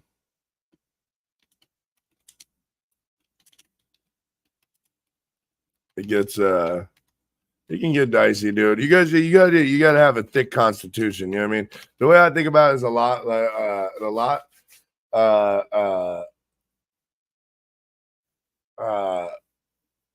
I feel like a lot of it's a lot like spare changing, right? If you've ever been homeless and spare changing, asking somebody else for help, random people for help, you know what it feels like to like have 100. I mean, people are mean about it, dude. They don't just say no, they just like fuck you and spit on you, you know what I'm saying? And get a job, you piece of shit. Like they don't even know where you're at, where you come from, what you're dealing with. Like they don't care. And I've been watching this apathy for a long time. I mean, I've been watching this apathy from society and the public and in general in America, especially when I lived in California. People just step over homeless people. They could be dying there and they wouldn't even bat an eye. You know what I'm saying? Yeah, I have a couple of those that just mess with me for the hell of it. You know what I'm saying? They go to show. I feel that too. Yeah, you're right. That yeah, anything to do better. Friends of, I know a lot of friends and family who have been homeless. Yeah, it's not easy, and you're in Australia, so I don't know how it works in Australia, how your system works here, but they like to act like they help, but that's the biggest problem with America today. I feel like in America, the American attitude as a whole, it's not. They don't ask you what help they need. They tell you what help they're willing to give you. You know what I mean? And they don't really care. They don't really care if it's gonna actually help or not. They just want to feel like they did something. You get what I'm saying? It's like these YouTubers and these creators. I'm not knocking it. You know what I'm saying? Do your thing, but like these creators, they come out here and they give $500 to a homeless guy and they want a big ass pat on the back. You know what I mean? And yeah, okay, it's cool. You hooked a homeless guy up with $500, but what did you really do for him? Like right now, you got him off the street for a week. You got him lit for a little bit. You got him fed, but you really didn't do nothing to him. You didn't do nothing for him. You just handed him $500, made your little fucking exploitative video off him, and kept it moving. You know what I'm saying? Never actually looking at the person like, yo, why are you homeless? And even if they do, it's like, oh man, I'm fucking, that's fucked up situation, dabba dabba dow. Make their little video, get their little story, get their millions of views, and never even pay the homeless person the royalties they deserve for doing the fucking viral video.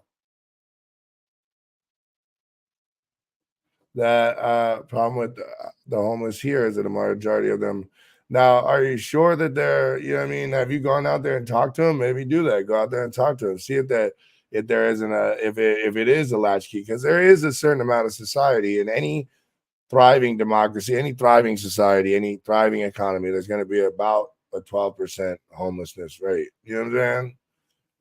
2 to 12% homelessness rate, right? Where there's just a certain amount of people who just don't want to live within the confines of society, and that's okay. That's okay. That's a, you know what I mean? You're gonna have that. You kind of got to make accommodations for the fact that they're different. Not everybody wants to be, the businessman, the worker, not everybody wants to do that. You know what I'm saying? Not everybody needs to do that. Some people need to be free. They're discovering shit out there that nobody else would discover. You know what I'm saying?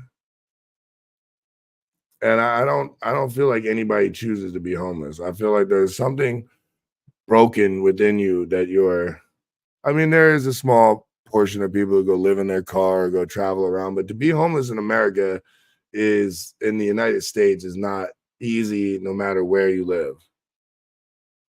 Even if you lived on the sunny coast, they're even more apathetic where it's sunny and warm all the time, because they're like, oh, well, sunny and warm all the time. You just sleep outdoors, you go sleep on the beach. But then the police make laws that say you can't. It's because government paychecks. Best way to put it is government will pay you every 2 weeks, let's say $700. And if you have a house that says that $700 covers bills, so they choose to live homeless to keep the $700. Well, see, that's cool, but that's kind of a stupid method. Why wouldn't you flip that $700? Why wouldn't you turn that $700? I need to move to Australia. You stupid. I'll flip that $700 a week right now. You know what I'm saying? Like, why wouldn't you use that $700 a week go into my rent, and then that my rent would enable me to go get more money? You know what I'm saying? Shit, that's what I do now. The government pays my rent, and I'm working hard to make that government investment. Technically, it's my money, but that investment in me worth it by creating a business and becoming an entrepreneur and creating something bigger than myself that will thrive and give people opportunity in the artistry world, in the music world. I feel like there's too many companies out there that are just vultures. You know what I mean? That's all they want to do, is they're just vultures. You know what I mean? They just want to suck the fucking bone straight from the artist's body. You know what I mean? Leave them a jelly lifeless. You know what I mean? And the big corporations are all conglomerating power so they don't lose their money. What did you think what did everybody think was going to happen? You kept giving them a pass. Now they think they're untouchable. What did you think was going to happen? You know what I'm saying? See, I'm a full-time career for my mom, and I get paid $1,100 to $1,200 every 2 weeks, but only I'm not allowed to work if I was going to lose my career payment.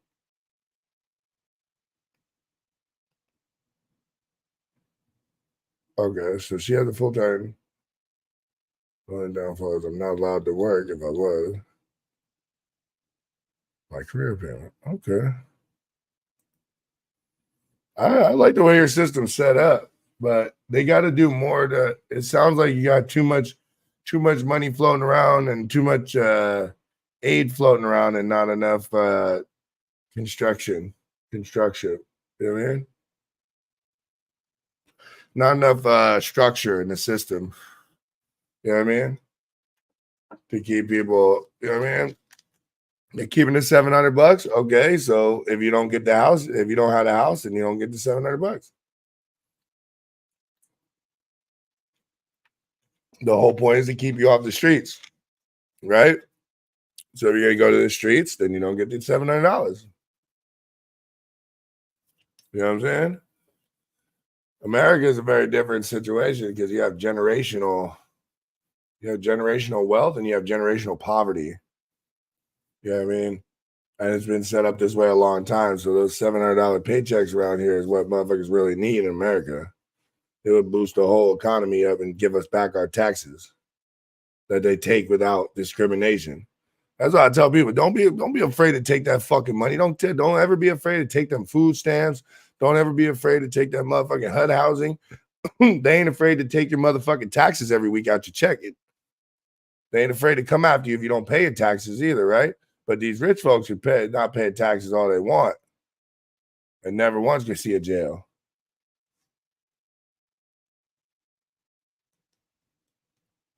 It pays to shut us up, make it look good, because you're a tourist attraction, right? So the government want to keep raking in them American dollars. The corruption is rampant in our governments, man. It's crazy. All over the place. The rich people running everything, making it look like they're doing something, but they ain't. They playing the old ask your mom, ask your dad game. Oh, man, we need welfare for the people. Oh, ask your father. Oh, man, we need welfare for the people. Oh, ask your mother. It's bullshit, man. It's all a big fucking game, man. It's all bullshit game. And until people wake up, at the moment, everything our government is selling everything off to China. Well, that's why it's time for the people to rise up, unionize, create coalitions. Don't do this crazy shit, militias and all that, dude. You ain't gonna be able to take it over by force. They've been building up the force part for a minute. You know what I'm saying? You have to do it. You have to do it through intelligence, wisdom, through fortitude. You know what I'm saying? You ain't gonna win it by force. They got tanks. They got technology. They got guns. They got everything. They got all the cards. You ain't gonna be able to beat them that way. We got to outsmart them. You know what I'm saying? They've been preparing now. The rich people have been preparing now for 200 years for revolution.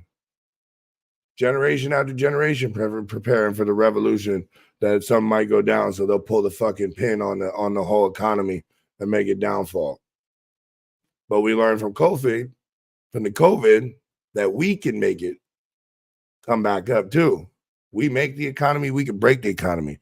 Them rich people don't make the economy. They're one person that got all the money.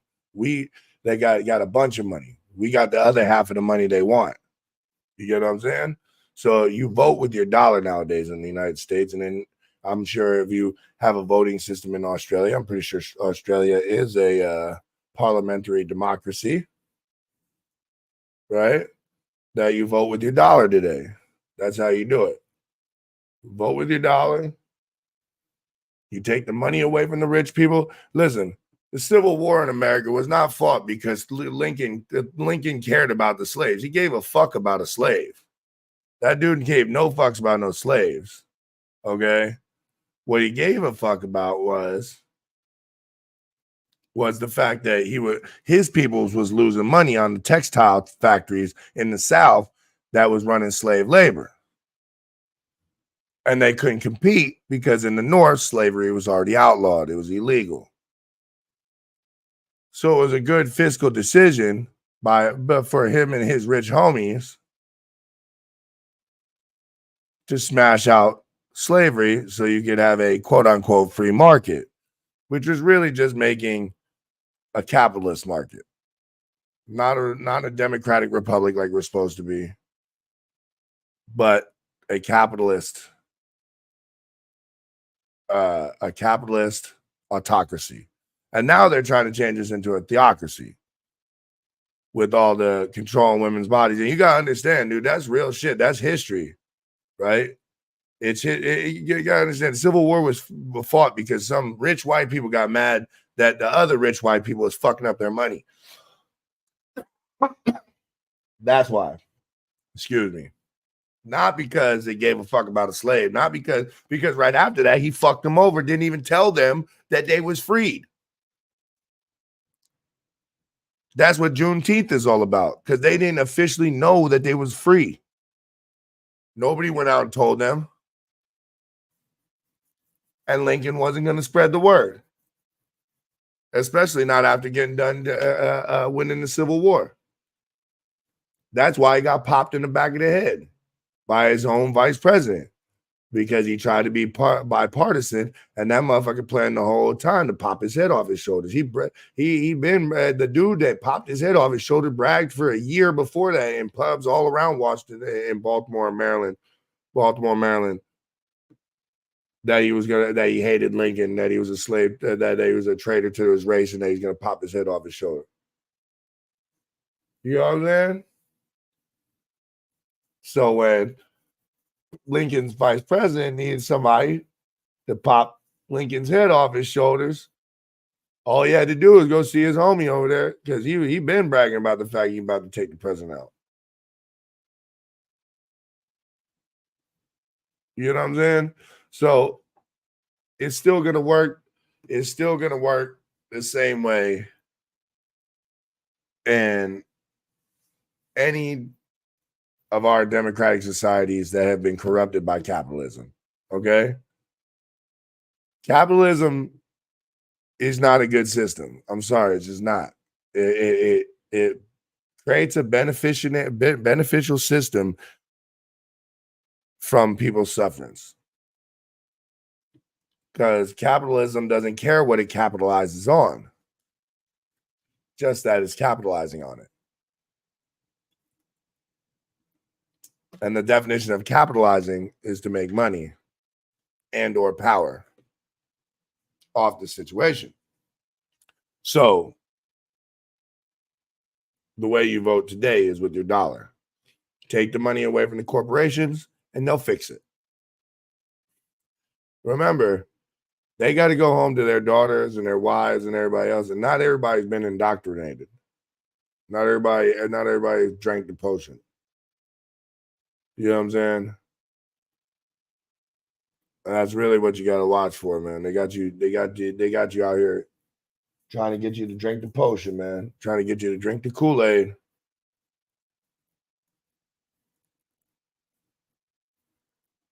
No, you can join on the phone. My boy was on the phone from his car the other day. Let me resend the link here.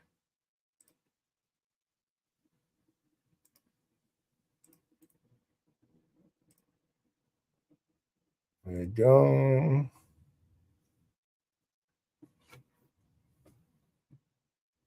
But yeah, that's the I feel like that's the biggest issue today, is that everybody's drinking some kind of Kool-Aid. You know what I'm saying? Everybody's drinking some kind of Kool-Aid. And they're not drinking the water. They're not drinking the healthy stuff. So everybody acting crazy out here. What you guys think about these portals, though? That shit's pretty cool. I can't wait to I want to go see one of them portals now, dude. Go see somewhere across the world, say hi to people around the world. You know what I'm saying?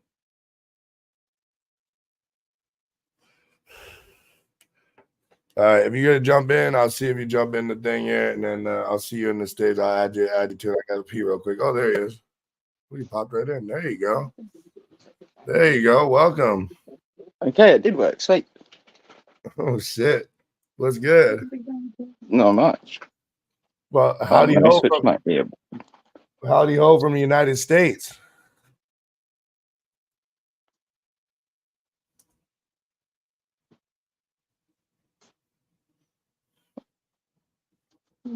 Is it still working? Yeah, it's working. You hear me? Okay, no, it doesn't work. Well, it does, but it's not. I tried to use my earbuds, like headphone things, but it doesn't. This does it through the phone. That's all right. Oh, you want to use the iPhone? Nah, I'm on Galaxy. Fuck that Apple shit. Oh, shit. You're tripping. What are you talking about? Look, do you know what? I used to be 100% Android, right? Like, oh, yeah, open source. Do you know, then I got hacked, right? And it turned out that it was because of the open source coding of Android, that anybody can go out and just get the open source for it and create any app and then put it up on the Apple store, and Apple doesn't check none of them. They don't care. They don't check none of them to make sure that that they're not, you get what I'm saying? That they're the legitimate apps. And so that's literally how the United States government got hacked with an Android. Motherfuckers was using Android phones.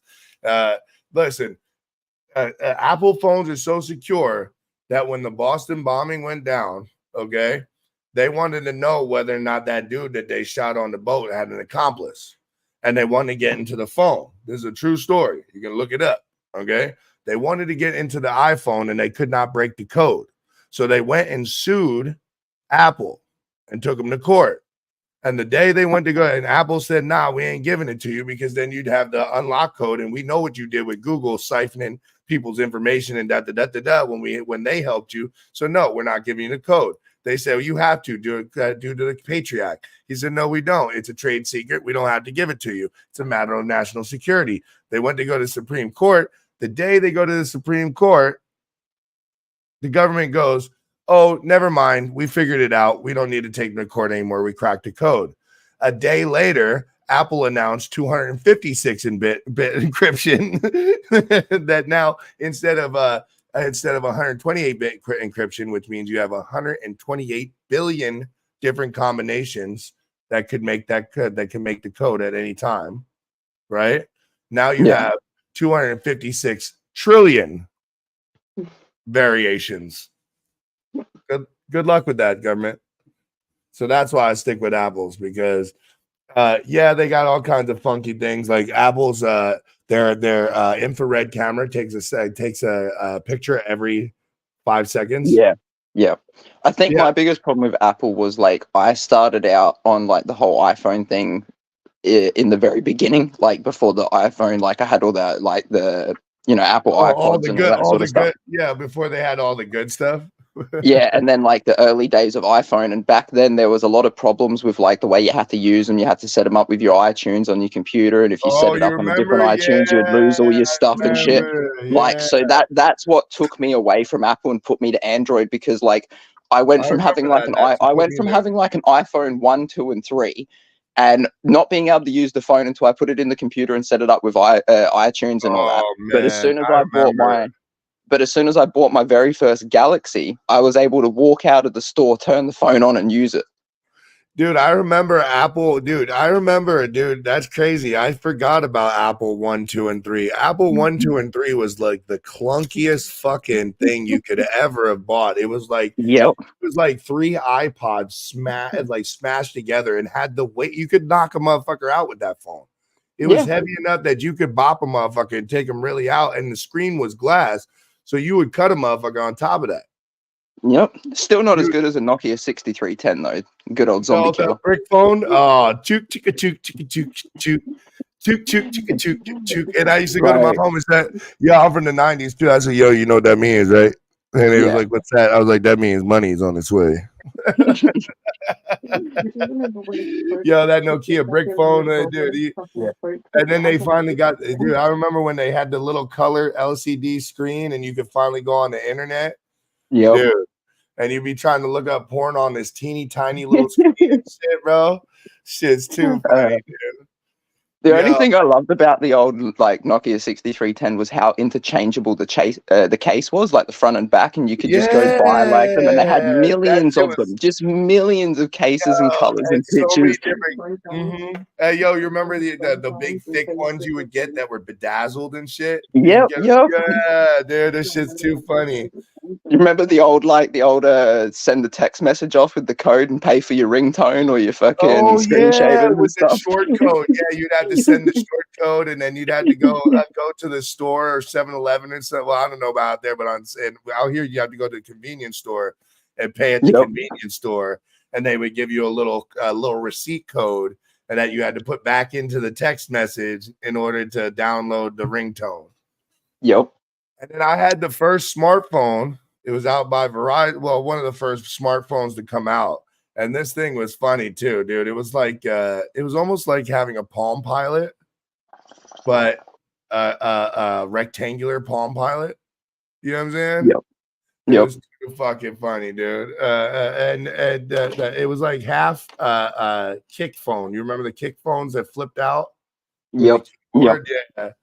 Dude, that thing died like within like fucking 4 months of me having it too. It just stopped working. Just stopped doing I had one of the I had one of the very first flip phones with a camera, which was the one that they used for the original Big Brother, which was that free mobile. They came in different colors, and you'd flip it up, and the camera was in the middle where the flipper was, and you could turn the camera around on the little rotator. Good old days. Yeah, the Motorola. It was a Motorola phone, and it had the rotating thing, and then fucking you would have to and the chirpers, dude. I fucking remember having the chirpers, and then every dude, if you ever got high throughout the late 90s, early 2000s, you know the paranoia of the chirper, because you never knew if it was the boys or not, or if it was your homie. Pretty much the same way. The Roger would 10 out of 3, 10 out of 3. We had 2 little. It's like the same as the when they bring out the Motorola Blade the Motorola Razor flip phone, and they had that TV commercial where the dude drops it and it falls through the floor, cuts the bathtub in half, goes down all the way to the fucking garage and shit. And then nothing could be farther from the truth, because if you sneezed on that Razor phone, it broke the screen. If you literally like coughed on the phone too fucking hard, the button stopped working.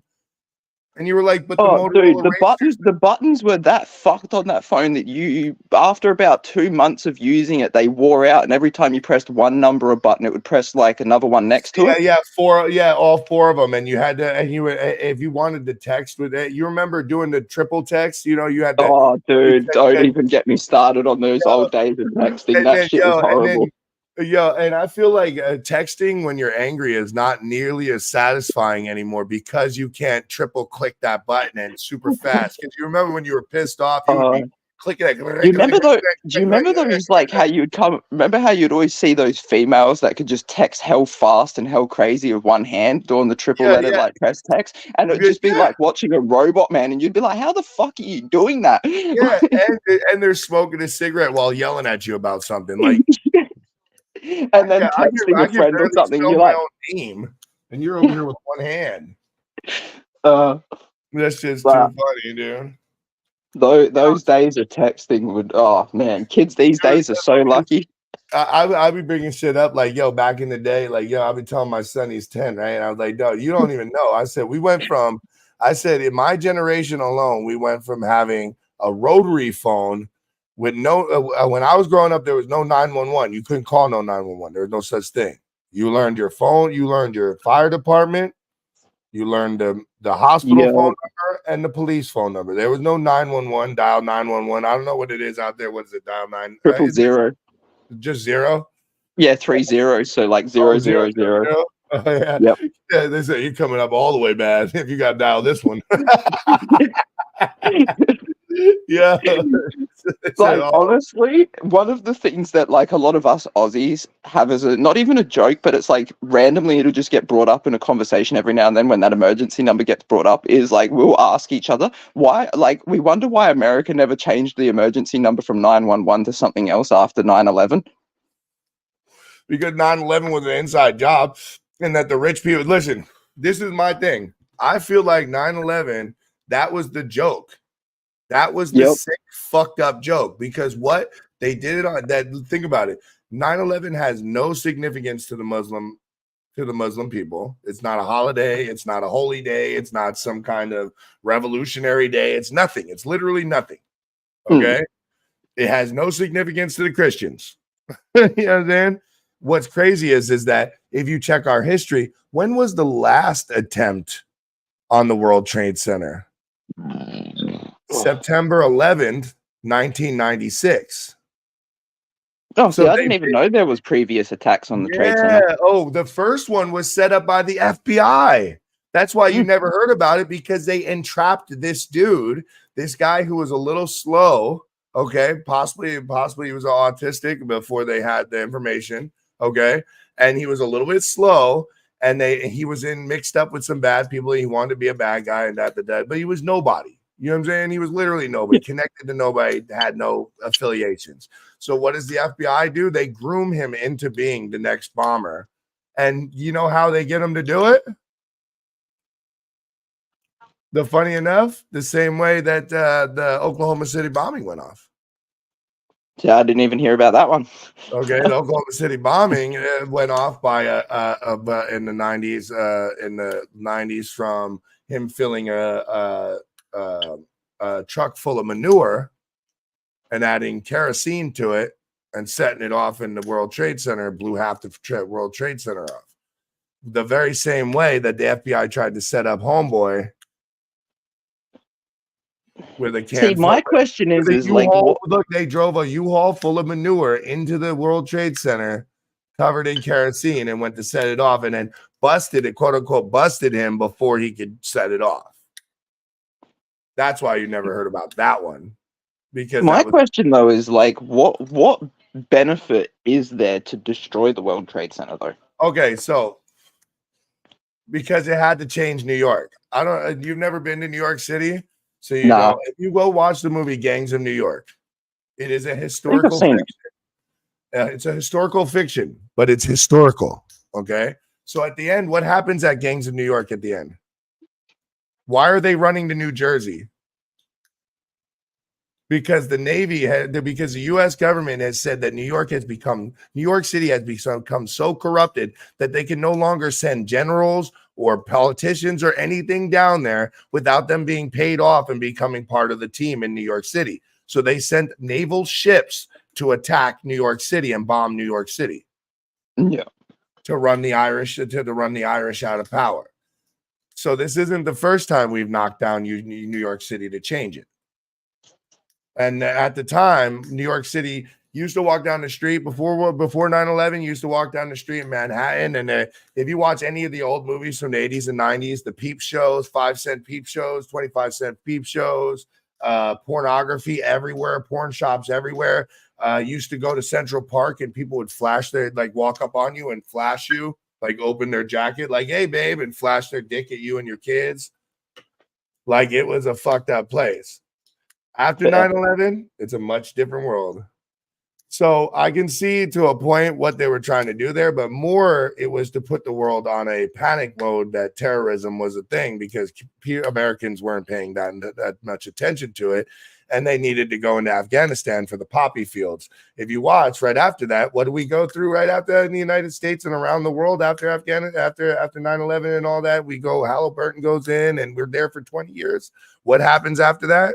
We have an opioid crisis in America because what that whole war was about wasn't about oil. It's about the poppy fields that Afghanistan. Wasn't that the same with Vietnam? Wasn't that like whole thing just orchestrated so they could go in and get all the drugs out of the country? Correct. To steal the poppy, to fuel a fake drug war in America. That the CIA was actually shipping the drugs in themselves. Because someone told me that pretty much like America was selling or giving stuff to like Russia or someone and getting them to sell it to Vietnam. And once Vietnam built up a big enough force, they were like, all right, now we're going to invade them. That sounds about right. You're probably getting real history and the American people get propaganda. So yeah, unless you go to a university and study history, you don't get the real history here. You get you get whitewashed slavers history. Yeah. History written from the perspective of the slave owner. The thing that's fucked up here is like we'll go through school and we'll learn more about American history before we even learn about stuff here. Because you guys did the same thing that America did. You guys showed up to a land that was already populated, looked around and didn't see any houses that you could recognize. So you said they were savages and proceeded to wipe them out and say, this is for God and country. Pretty much. But like the fucked up thing is like, and all the way through school, it was pretty much like the first 2 years of school, we're learning about American history, the 13 colonies, the Civil War, Declaration of Independence, all that sort of stuff. We're learning about all these things. And then like maybe 2 years later, we learned that pretty much like a bunch of prisoners were like brought here because so what the actual thing is, most people don't know this one, is that when James Cook went to come here and thingy the land, he wanted to bring a big force with him. But the British government pretty much were like, no, we're not going to let you take a bunch of boats and military because we're kind of in war at the moment. So he was like, if I can get the boats, can I just take the prisoners? So he pretty much took all the prisoners just to free up some room, and because he couldn't take the army with him. But the thing is he said to all these prisoners that he brought with him, if you survive the colonization and all these settlement buildings and everything like that, I'll sign off a piece of paper that says you're a free man and I'll give you land and everything. Yeah, so your country's literally built by criminals. Yeah. Literally. But the thing was that I also found out later on in high school that most of the criminals had the choice if they wanted to go with James Cook or not. They were actually given the choice if they wanted to go and earn their freedom by surviving the voyage on boat and surviving a new land and settlement. Right. And what's crazy is that what's bonkers is that what's bonkers is you have kind of the same story, except we weren't criminals, right? So Christopher Columbus was not exactly liked by anybody. Remember, he sunk a bunch of ships before this. Technically, Christopher Columbus was a big fucking failure and a laughing stock. And then on top of that, he's preaching this shit from Galileo, stating that the world is round.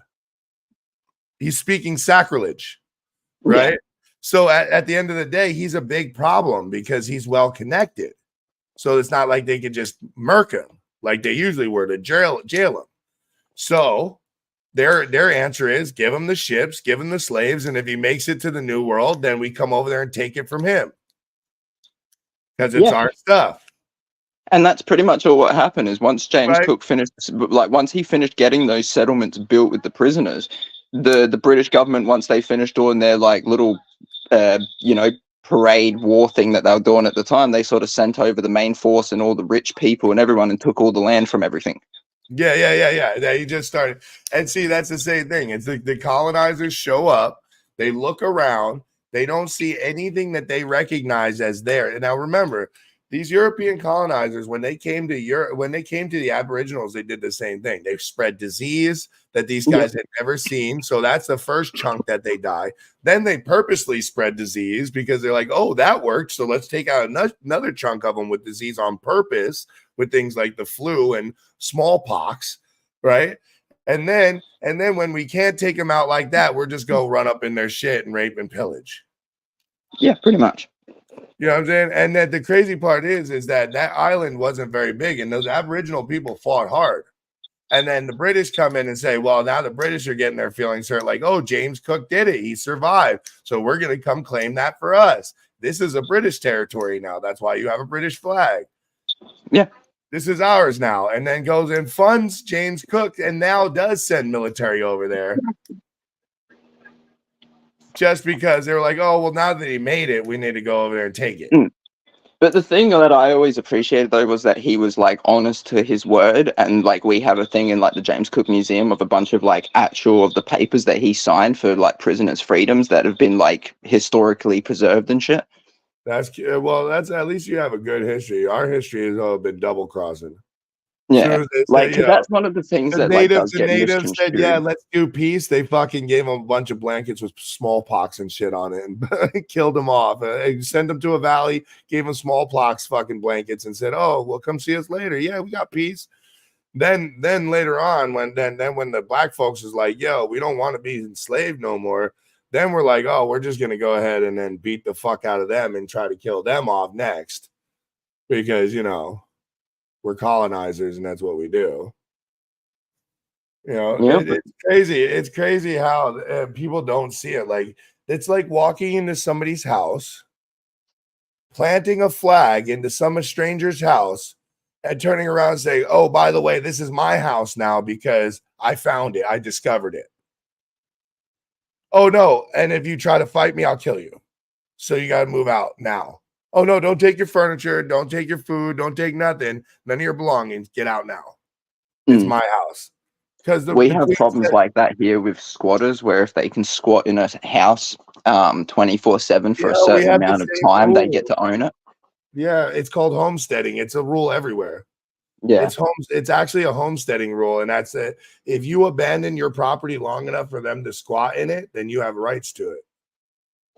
And it's only if you actually fix up the property here. If you live in it, that's a lot of the thing. These kids think that they're slick and they'll move into a house and then squat in it and then get raided and people die of drug overdoses and everything else. Yeah. And then go to the court and be like, yeah, we squatted here and we took it over, so it's ours now. And the judge is going to say, no, it's in worse shape. You took it and made it in worse shape than it was just being abandoned. So no, the way homesteading works is if you move into that property, you fix it up, you put electricity in there, you fix the lawn and everything else, and you can prove that you've been living there a year and it's been abandoned and this landlord didn't care until you fixed it. You could take him to court and keep the house because he didn't care about it. He didn't take care of it. I took care of it.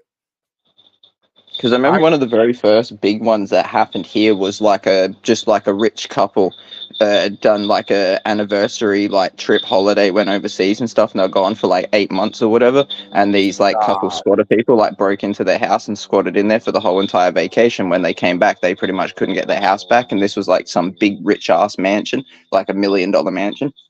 And they had to fucking go through court and everything to get their house back. And the court was barely like, no, I think we're still going to give them the house. Yeah, because you know what's going to happen is give them the government's for the government's a win-win. Because you give you give the squatters the house that they can't pay the fucking taxes on the house, so the government comes in and takes it. Now it's the government's house. You get what I'm saying? Now it's a fungible asset that the government can sell or use for whatever it wants, like propaganda movies or. Yep. You know what I'm saying? It's crazy, dude. It's not. I guess it's not too different in Australia than here, huh? That's crazy. It's crazy because we live in European systems, right? And when you go over there to like Asian systems, that I've been watching mad shit on, dude. They got shit we wouldn't even think of, dude. Their robots pump their gas. Yep. You pull up and a robot slides on an arm. It asks you what kind. You put your shit in, tap your card, and it goes over, opens your tank, puts the gas filler in, fills it, pulls it out, cleans it up, bang. Yeah. We don't have that here. You know why we don't have that here? Greedy politics. Yeah. And plus, people are just mistreated anyway. I don't know about that. Because you see, I feel like people mistreat it because of the fact that nobody ever has anything. So it's like, true. If you like, this is the thing, right? This is what I've noticed, right? Everybody's like, oh, it'll just get mistreated. No, the reason it got mistreated is because you built a brand new train station and transportation station and everything in the rich neighborhood or in the upper class neighborhood. And you forgot all about the poor neighborhood that really, really needed it. So yes, we come over there and fuck your shit up. We bomb. It's like It's illogical, yes, but it's when you are oppressed or you feel oppressed or you feel like the system doesn't speak for you, you start to act out. People start to act out. Yeah, I'm not excusing it. I'm just saying this is a natural part of society. Oh fuck. You over there smoking a bong? I have been the whole time. I can hear it, yeah. I was like, oh shit, they smoking reefer over there too? Oh shit.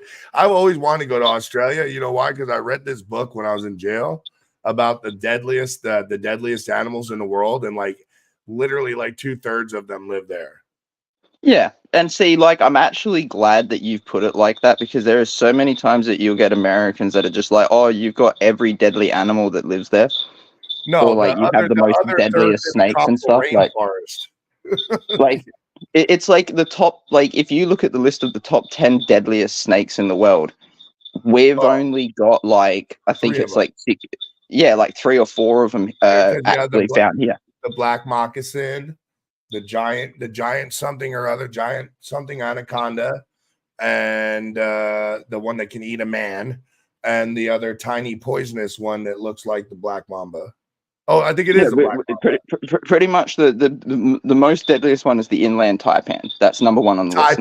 That's the one, the taipan. It looks just like a black mamba. Yeah, but they're only found like majorly like inland, like in the desert, in the rock formations, like canyons. Like they're found in places where we don't live.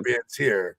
You don't find them everywhere. They're in the deserts. It's the same as when people are like, "Oh no, yous have got like some of the deadliest spiders," and it's like, "But yous have also got some of the deadliest spiders." Like the United States, like a brown recluse. You know, like a brown recluse is a pretty deadly spider. We don't have them here, and they're aggressive. They jump. They get at you. If you scare them, they'll jump on you and bite you. Like one of the most deadliest common ones that we have is the redback, which is kind of equivalent to a black widow. They're more afraid of you than anything. Like they just want to hide out in dark areas, like and run away. Like, but brown and another thing that like always bothers me as well when you get Americans talking about like the spiders and snakes here, I'm always arguing with them about the thing of like, look at it the same as how you find spiders and snakes where you are. Like you're not just going to see them everywhere. Like it comes down to the weather. It comes down to like. Yeah, like if you got a shed and you haven't been in the shed for like the whole fucking summer and you go in there, of course you're going to see spiders everywhere in the shed. Like, just like here, it's the nature works the same way everywhere, bud. Like it's the same as when they're like, "Oh, does everyone have a kangaroo hopping through their yard?" And it's like, are you seriously like that docile to not think about like, oh my god, how wildlife works? Like, and even that's because in America you get propagandized to only see things like Crocodile Dundee, where he's only literally in the Devil's Ridge, Australia, where people literally don't, only the Aboriginal people who are naked 90% of the time live there, because the place is so fucking hot that anybody of light skin would probably die within minutes of being in there. Pretty much. Like you need melanin in your skin to survive that area. It's just it's so easy to look at. Same thing that like my boy in Africa, right? My boy came from Africa, right? So I'm like, yo, and I'm like curious. I'm like, dude, where you like? And he was from a remote area in the Congo, so he wasn't really in the city. You know what I mean? So for me, it was like common questions, like, do you live with monkeys? Like, you live in the remote area. Do you guys get to see monkeys and like spider monkeys and shit like that, and tigers? And he's like, oh yeah, just everywhere. And I'm like, but you know, I'm not being ignorant. I mean, I might be being ignorant, but I don't mean to be. But you said you lived in the Congo, and he's like, yes, the Democratic Republic of Congo is very large. And yes, some remote areas are jungle. But where I'm talking about, he shows me pictures, and it looks like you can't even tell it apart from America. It's McDonald's and and Wendy's and Burger King and it's like I always say to a lot of people when I talk to them, like with the kangaroos, I'm like, just treat a kangaroo the same way that you'd think of a deer. Yeah, you're not like they're most of the time they're running away from you. They're not attacking you. The ones that attack you are usually in the tourist sections because they're tired of being harassed by tourists. Yeah, or they're in an unknown situation. They feel threatened. They've gotten away from the herd or something like that. Like it's the same as like being able to see the ones that people approach, and you hear the stories of like someone giving a kangaroo a hug. Like I've literally hugged a wild kangaroo before, but at the end of the day, it was a very dangerous situation. Yeah, it's still a wild animal, and you don't know which way that could go. Yeah, I'm not just going to walk up on it and grab it. Like it was a situation where it came a little bit towards me and stopped and gave me the looks and stood there. So I took a little bit of a step and put my head down. It came a bit closer. I went a bit closer. It came a bit closer, and it sort of stood up right in front of me, put its arms out. So I've just sort of leant in, put my head on its chest and wrapped my arms around. It gave me a little bit of a bear hug with its arms, and then it hopped away. Stop it. That's awesome, dude. But it's not something that's just going to happen. You know what I mean? Yeah, I know. It's crazy to me because like I feel like America gets so propagandized on a regular basis that we have this such pigeonholed view of the world of like Africa is just this, and Australia is just this, and Mexico is just this. And then when you watch these videos, you're like, where is that? And they're like, that's Mexico. And you're like, no, it's not. Stop it. You're like, that's Mexico. Like, I don't know why I haven't visited Mexico sooner. And they're like, you know, and that's the fucked up part is they like to make it seem like this, right? That the bad parts of your society or the roughest parts of your society is your society. And I've noticed that because they do that to us, right? Look at Chicago. I'll guarantee you know Chicago for shootings and gangs and da-da-da-da. I know Chicago for pizza and beer and football and winters that are brutal. You get what I'm saying? But if you were to ask any layman on the street, you would get the same answer about Chicago. I mean, I go through my day probably, and because I'm autistic, I cannot help it. I have to correct when I hear misinformation. Like I literally got into an argument with my neighbor because he was trying to tell me that people are moving out of New Jersey in droves. And I'm like, people are not moving out of New Jersey in droves. If that was the case, why is our economy expanding exponentially? That doesn't happen because people are moving out in droves. I said, well, where did you get this information from? Oh, well, Newsweek. I said, well, first of all, Newsweek will print anything that they think will fucking get them. They're the third grade to USA Today and New York Times and New York Post. They're fourth in line. So they're going to literally print whatever the fuck they think might get them next to the big boys. So that can't be trusted. Newsweek, the New York Post, they've all gone full conservative. They cannot be trusted. Okay. So I'm sorry, but your news media needs to be liberal. That's how you get people told on. That's the whole point. Like, like, hello, that's their job, is to call out every stupid thing these motherfuckers is doing. Now, I said, okay, now let's go do some research. And after I sent them back, I said, okay, I'm very good at research. So here's your research back. Turns out that United Van Lines, a company that one of the largest companies in America that does home, like residential moving, puts out a poll puts out a fact sheet every year saying how many people have moved in America. Well, I mean, moved in America overall, and rating each state by how many people have been moving out. Well, what they haven't factored in was the fact that they're only using United Van Lines, not Penske, not Ryder Truck Leasing, not any of the United Van Lines, any of it. It's only United Van Lines. You know what I'm saying? Number two, they're not factoring in the people who move via their buddy's pickup truck, or they rented a U-Haul, or you get what I'm saying? Yeah. So they this is a very pigeonholed thing, and they're saying, oh, well, 60% of our moving has come out of New Jersey 6 years in a row. Well, when you actually look at the census number, you find out that only 2,000 people in the last year have moved out of New Jersey out of 9 million. Yeah. Now that hardly sounds like we're having an mass exodus from New Jersey, doesn't it? That's less than 1% of our population has moved out of New Jersey. And most of them are retirement age. Well, this is a commonality in New Jersey that they either move to Florida or Pennsylvania when they retire. Yeah. So this is normal. Okay. Then you have the white conservatives that are moving out of New Jersey because we did things like made abortion legal in our Constitution. Trans rights are protected in our Constitution. Gay rights are protected. Gay marriage is protected, and immigrants are protected. In fact, New Jersey blocks immigration and customs services from coming into our state and taking out people unless they're criminals. If you are here legal, if you're here technically, quote unquote, illegally, but you have never committed a crime, and you work and you pay rent and you pay taxes, then you don't get kicked out of our state. You know what I'm saying? So that's why you have a mass exodus of people moving to places like Arkansas, places that are going full Nazi on us. Yeah. Right? Because see, the South has always been screaming they'll rise again. Now they've been taken over by neo-Nazism, which really the Klan and slavery and all that weren't too far off from world dominating Nazism. So I'm not really, but to me, fascism is built into their religions. Yeah. Okay. You know how? I am the only true God, and I have the only right way. That is literally the beginning of fascism. Yeah.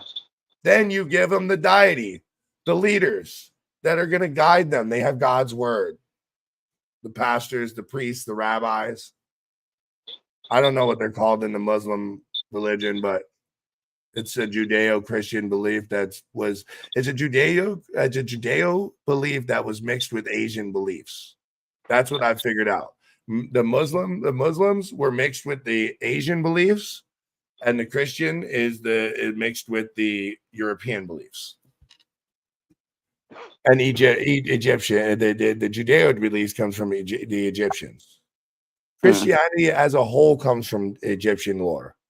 The Son of Man comes directly from Egyptians. It wasn't S-O-N of man, it was S-U-N of man, because they believed the Son was God. Yeah. You know what I'm saying? So it's all bastardized and used to control us. And the way they do it is by getting us to secularize ourselves off from each other by claiming that we have the right way and they don't. And it all comes down to using our fear of death and what comes after death against us. No, I get you. Right? Because who's the issue in our society? The people who do they tell you? Somebody who has nothing to lose is the biggest right? A person without faith is somebody to watch, right? A person without a leader is a lost man, right? The dangerous one is the free thinker, is the one that says, wait a second. In that book, you said that God exodused all of the slaves because it wasn't okay to own slaves and gave them Israel. And in this book, it says that it's okay to own slaves and beat the brakes off them as long as you don't kill them.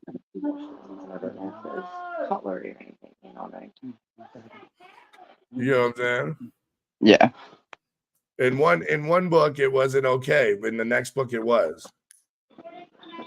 I can't trust a book that kings were able to just take into their lair and commission people to translate it their own way. Yeah. You know the story of King James, right?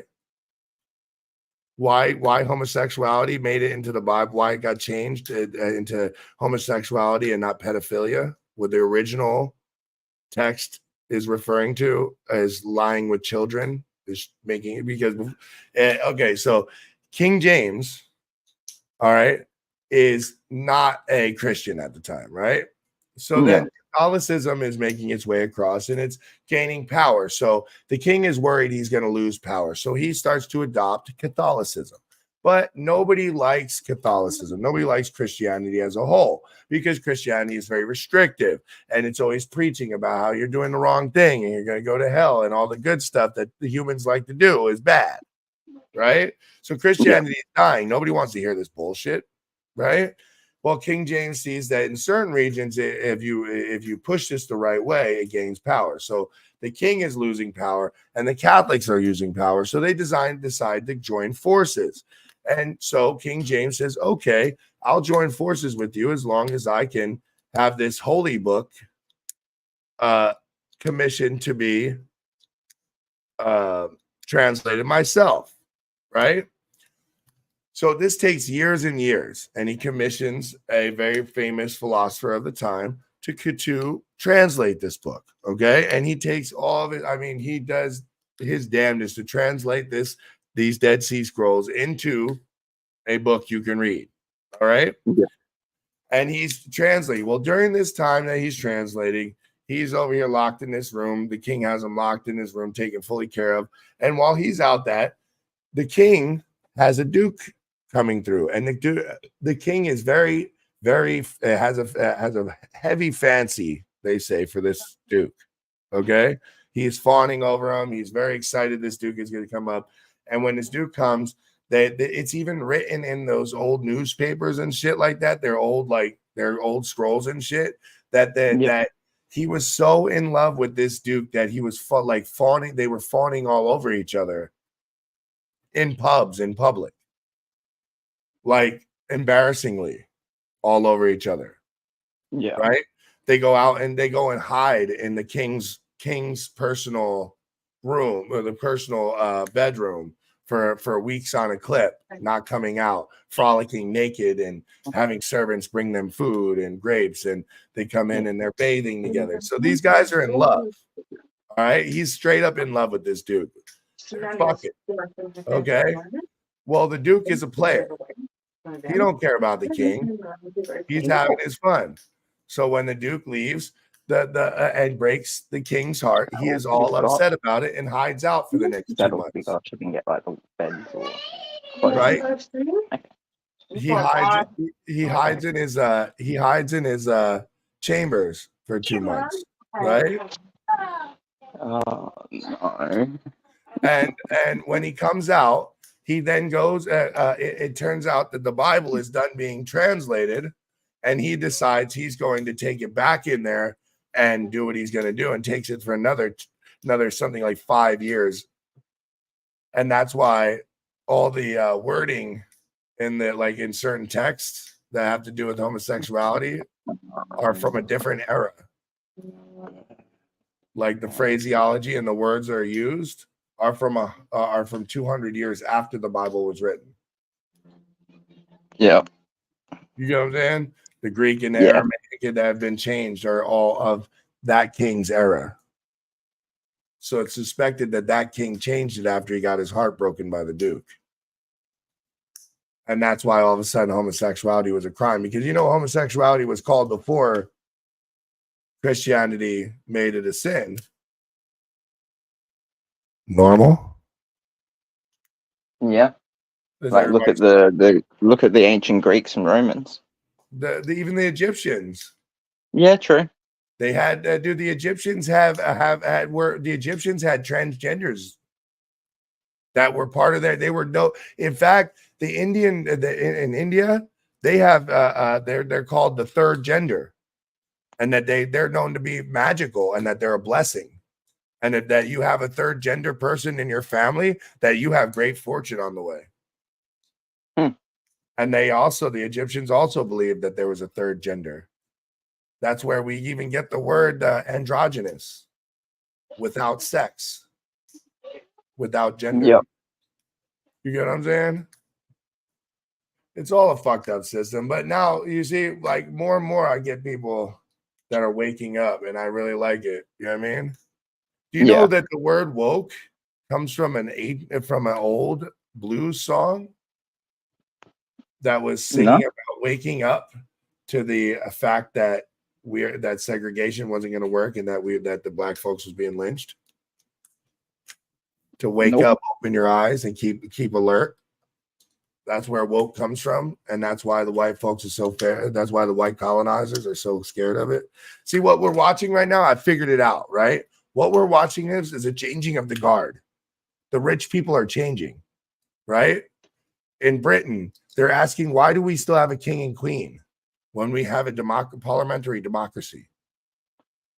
Yeah. You get what I'm saying? Why does this king and queen still have any gas? They're antiquated. They should be no more. Right? Yeah, I've been thinking that for years. Trying to understand why is there a king and queen? It doesn't make any sense. They don't even run the country technically. No, they don't do shit anymore. They're figureheads. They're literally figureheads for the country. They're literally just mascots at this point. Rich mascots. Yeah, just show ponies. Yeah. For the country to kind of look at and ogle at. And here's the thing, though. People are waking up to the fact that there's no reason that guys like Bezos need to hoard so much money that the government needs to print new money to keep up with them. There's no, and not only that, there needs to be an investigation on how he was able to make all that money, because I would bet it was by ripping off all of his employees. Because that's usually how slavers make their money. Yeah, pretty much. You know what I'm saying? But what I figured out is we're watching a changing of the guard, right? What we're watching right now is that the new school rich people don't think like the old school rich people, right? So the old money is really starting to die out. It's getting stomped out. Yeah.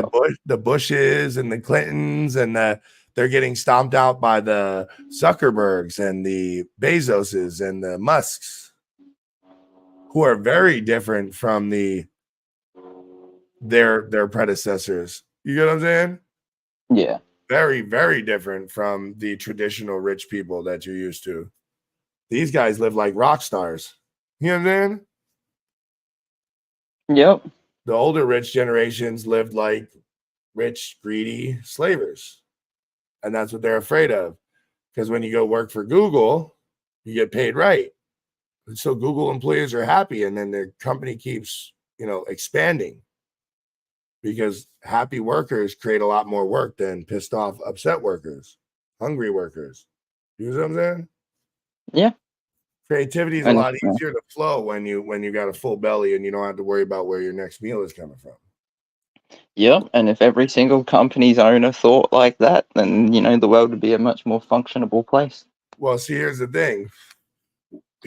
I got to repeat to people. Our dollars made them who they are. So our dollars can break who they are too. So if you're tired of a CEO like Bezos fucking up shop, start using Temu. Start using some of these other brands. Yeah. Whatnot, Temu. Start using eBay more. Start using regular people to send you your stuff. Stop using a company. Stop. When Bezos stops making money, he'll change. Well, I've never even thingied with Amazon once. I've always just looked at it as a waste of time. Well, when it first started out, it was a really good idea, but it was losing so much money because originally Amazon was a straight, like eBay, but without the fees. Yeah. And then Bezos took over and he had a good idea. His dream was good. That was a really good idea. He goes up and buys up whole lots of stuff and sells them as Amazon phone chargers and car chargers and TVs and speakers and knockoff brands. You know what I mean? It's really good for that. But at the same time, he doesn't treat his workers right. Yeah. That's how he's rich. You know what I'm saying? Because he has plausible deniability when Arkansas they're dying of heat exposure at Amazon facilities. So they only take you to the New Jersey facility where they get paid right and they have air conditioning because New Jersey's on it. New Jersey isn't a slaver's mentality. So our regulators regulate shit. You know what I'm saying? Yeah. And we have a lot of issues. We got a lot of shit. Our HUD housing's fucked up. Our housing, a landlord could just basically like schmooze the guy and buy him lunch and his property passes. So Section 8 people who can't help the fact that they lived in generational poverty have to live with roaches, rats, and barely eat and fight for their schooling and fight for their education. And you know what I mean? Yeah. But there's a lot of that's first world problems. I got to remind everybody that's first world problems. We are still blessed to even be complaining about schools and mice and you know what I mean? Because you got to remember, a lot of places ain't got social services. You know what I mean? Iraq ain't got no goddamn social services. That's why regimes are able to take over. You know what I mean? Iran ain't got no motherfucking welfare system. You know what I mean? And that, I feel like, you see, in America, the reason why the original welfare system was made was so that mobsters could not influence the public anymore. Because if you remember, when the food stamp system was made, we were also having a problem with farming in America. So it kind of double worked out, right? Yeah. That the mob was going into neighborhoods and getting entire neighborhoods to lie for them. Wouldn't tell on a motherfucking soul. You know why? Because every Christmas they went out and gave out hams, and every Thanksgiving the mob would go out and give out turkeys, and every New Year's they would go out and give out bottles of champagne. If your family was hungry and they heard about your family was hungry in the neighborhood, you woke up to a bag full of groceries on your front porch, just because. So in order to combat that and boost up the farmers in America, we turned around and subsidized the Supplemental Nutrition Access Program, SNAP, the food stamp program. That's why we're not allowed to buy soap or pots and pans to cook the food, but you're only allowed to buy raw food. But you can't buy any pots and pans on food stamps. You can't buy the stuff to actually eat the food, heat it up. You can't buy a microwave. You can't buy soap, toilet paper, none of that. So, like I said, they're only offering the help that they're willing to give and not the help you actually need. You know what I'm saying? Yeah. That's the problem. And it seems like you got kind of the same issue in Australia. They're only willing to give the help that they think you need, not the help you actually need. Yeah. Because if they're just handing out $700 and they're like, "Oh, we don't care if you're homeless or not." So what's happening to the house? What's happening to the house? You know what I'm saying? Yeah. So either way, it's not helping them because it's destroying the housing market on top of it. You go watch your show. I'll be out in a minute. I just go put my clothes on. Yeah. See, the one thing that you got to watch for in the United States is your land's being sold to China. Our land's being sold to private companies. Yeah, you messed up the wall. I heard. You want to go sit down on the couch and think about what you've done? Dude, my kids would go bonkers listening to you right now, dude. They would swear to Jesus I was talking to Peppa Pig on the other line. Bluey's on the line, Mom. Bluey. Yes. Like, no, baby, that's not Bluey. Yeah. What, Bubba? Yeah, Dad heard that you messed up the wall. Do you know they tried to ban Bluey in America because Bluey chose to have a gay character? Talk to me like that. And our children were pissed. Our children were pissed off about it. You leave Bluey alone. Well, we have we at the moment we don't know really what's going on because by the sounds of it, like they're going to be stopping soon. What, Bluey? Bluey. But I also turned around and I said that I turned around and I said, don't believe the rumors because I was like, Bluey's one of those things that like the company that owns it now, because the mum that created it and started it, when it blew up and sort of went worldwide, she just couldn't keep up with it and decided to sell it off to an actual studio. Yeah. They know that they can get that much money for it for years to come. Like, you know what I mean? Disney bought it.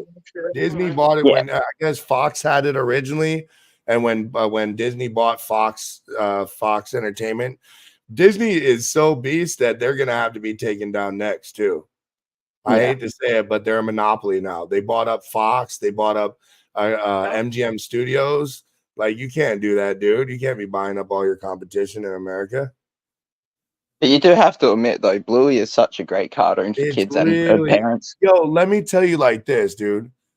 It is a true family show. It is a show that everybody could sit down and enjoy. I fell in love with Bluey. It was honestly a good show. It's good for kids who are on the spectrum. It's good for all kinds of kids, and it has really good messages. It has a really good family message to it. No little back like sauce to it. And the other thing I really love about Bluey is that they're always kind of pushing the line on what they talk about.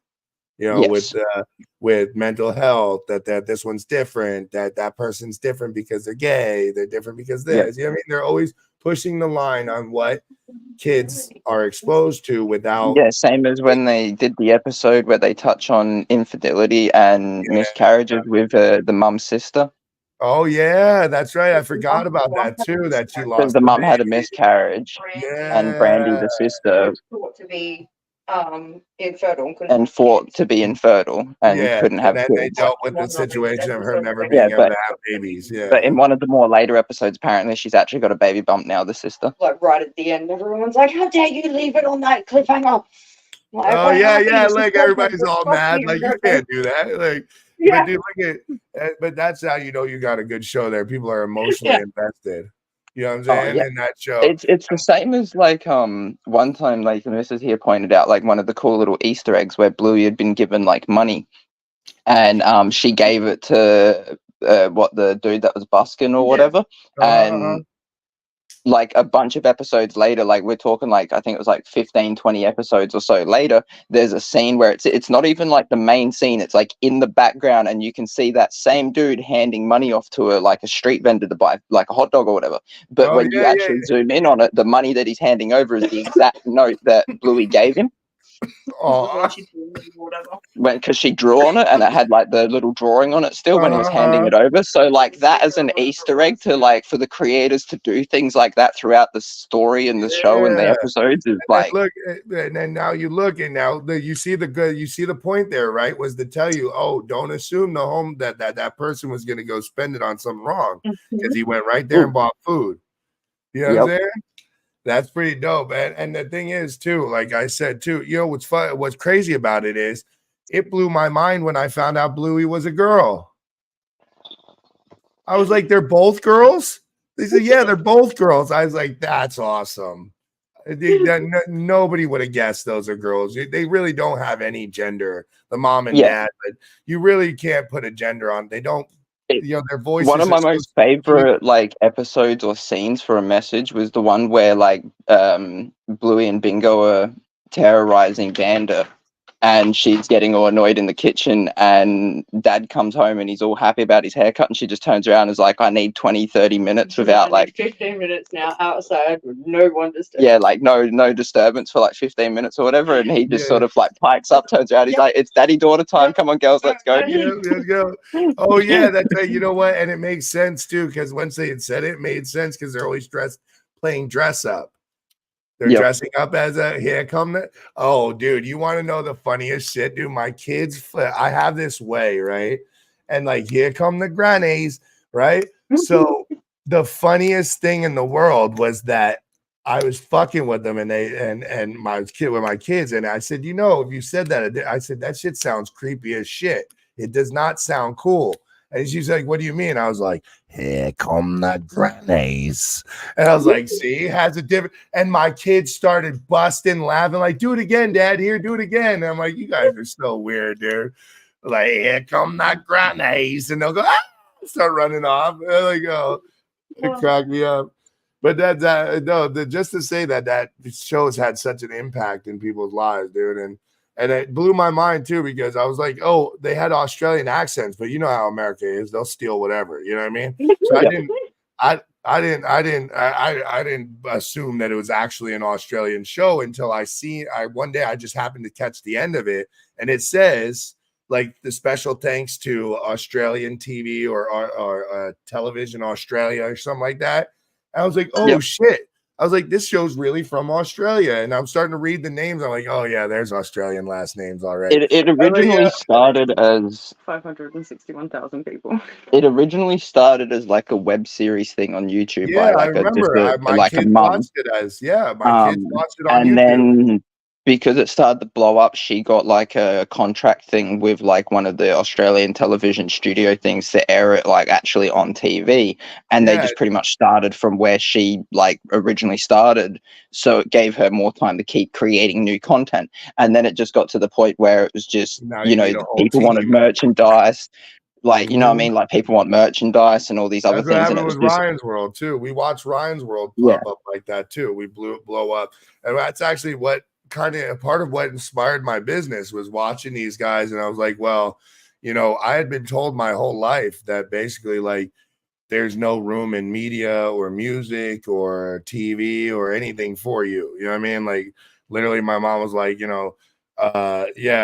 could be an actor or you could be something like that, but you'll just, you might as well get a job because nobody's going to really pick you. You know what I'm saying? And so when it was like the pandemic and I had just lost my job as a technician, and I was like, over some political shit to boot, because the guy went, dude, let me tell you this, dude.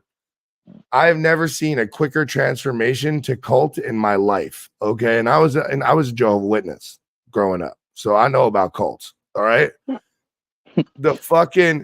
Look, I'm telling you, Jehovah's Witness is a cult. Don't let nobody tell you no different. Mormons, Jehovah's Witness, they are cults. They make you deny reality. They are a cult. Okay? Sounds like nearly any in every religion. Yeah, you feel me? So look, my boss comes into work one day, and Trump's running for president, 2016. And he comes in one day, and he's got the Trump 2016 Make America Great Again sticker on the back of his truck. Literally within 2 weeks of this guy getting this bumper sticker. His truck comes in, I mean, with full Pal Maya, don't tread on me, full-fledged, huge flags flying off the back. I mean, I don't know how this is legal. These are full-size flags flying off the back of his dually pickup truck, if you could be any more cliche. I mean, literally covered in Pal Maya. And I'm like, did he ever serve in the military? Like, did his family serve in the military? Like, at least if you're flying Pal, Pal Maya is a prisoner of war missing in action from Vietnam, right? Did anybody in your family serve? Nah. Do you even understand the reason you fly that? You fly that because one of your family members was lost in the Vietnam War and never came back. Their body never came back. Their dog tags never came back. So why are you flying that, you fucking idiot? The don't tread on me. Were you a Marine? No. So why are you rocking the Marine, like literally the Marine Special Forces flag? What the fuck are you doing? Oh, you find out. Well, ooh, speaking of fucking spiders. Ooh, wait, man. You, man. That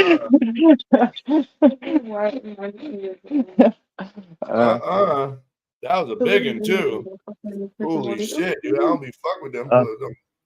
So look, within a month, this guy's like full-fledged, like Trump 2020.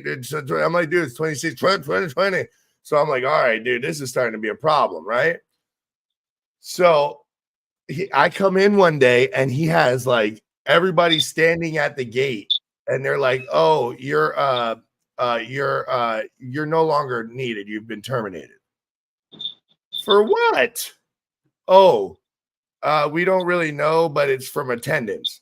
Bitch, it is the COVID. I have been getting. You can't fire me for attendance, idiot. You get paid to keep me on. You get what I'm saying? And I'm an essential service. I'm a diesel technician. I'm an essential service. You can't fire me. Now you're fired. So I do a little research and come to find out that the reason I'm being fired is that this guy, at first it was because they were on me because this one dude was like putting all his bad paperwork on me, and he did all the paperwork. So every fucked up job, he hated me. So every fucked up job that he would change the paperwork to say I fucked it up, right? Which was pretty impossible because I didn't work overnight. But besides that, it was also I was going to vote Biden. I said, wait, I didn't even choose I was going to vote yet. I was like, it was too early. It was like 2 years. It was like a year before the election, like a year and a half. I don't even know who I'm going to vote. I'm not even thinking about it. It's like fucking COVID right now. I'm not even thinking about that crazy bastard. You know what I'm saying? And so I'm like, what? So look, I thought this is crazy, dude. There's no way. So he fights my unemployment, right? He fights my employment, and I tell them that the reason he fired me and that you can check the records, and this is why. He goes on this motherfucker and tells him that that's why he was firing me. You can't fire someone over politics, you idiot. That's discrimination. So I got a full ride on I got the full unemployment ride. I ain't never got the full unemployment ride. I got to ride it out the whole 22 months. And they had to pay every damn dollar of it too. Suckers. Yeah, so crazy shit, dude. I forgot what even brought me to that story. Why it started the music. Originally what started was that I was sitting at home after I'd been fired, and I had my unemployment checks, and they were going to give out the stimulus checks, right? And I had been wanting to open a business, and originally I was going to open a shop. But the insurance and everything to open a shop was like in $500,000, $250,000. You know what I'm saying? And there was no way the government was giving me $250,000. So I turned around and was like, well, what's the next business I could open? I always had a passion for music. I always had a passion for media, and I'm a professional artist by, you know what I mean, in the background. So my wife was like, well, what about that? And I was like, yeah, what about that? And then I'm watching Ryan's World, and I'm watching them blow up. I'm literally watching them go from this little show that you didn't even see them. It was just their hands opening toys to Ryan opening toys to Ryan and his dad, Ryan and his mom opening toys to Ryan and his mom going places and doing stuff to Ryan and his mom going places and doing stuff in other countries to being syndicated on television. Yeah. To being on Nickelodeon. And what it did, it inspired me and said, oh, fuck, I could do that too. Those were regular people. I saw it with my own two eyes. Those were regular people. It took a long time. I watched Ryan's World for a long time. He was a little boy when that shit started. He's almost a teenager now.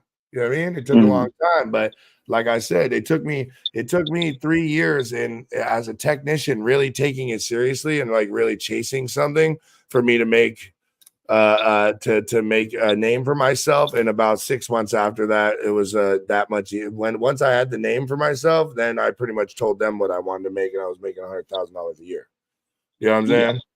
So if we just stick to it, and like last year, it works because last year I had 250,000 people, 250,000 people saw my ugly ass mug, or something, and another 30,000 saw something this ugly motherfucker created.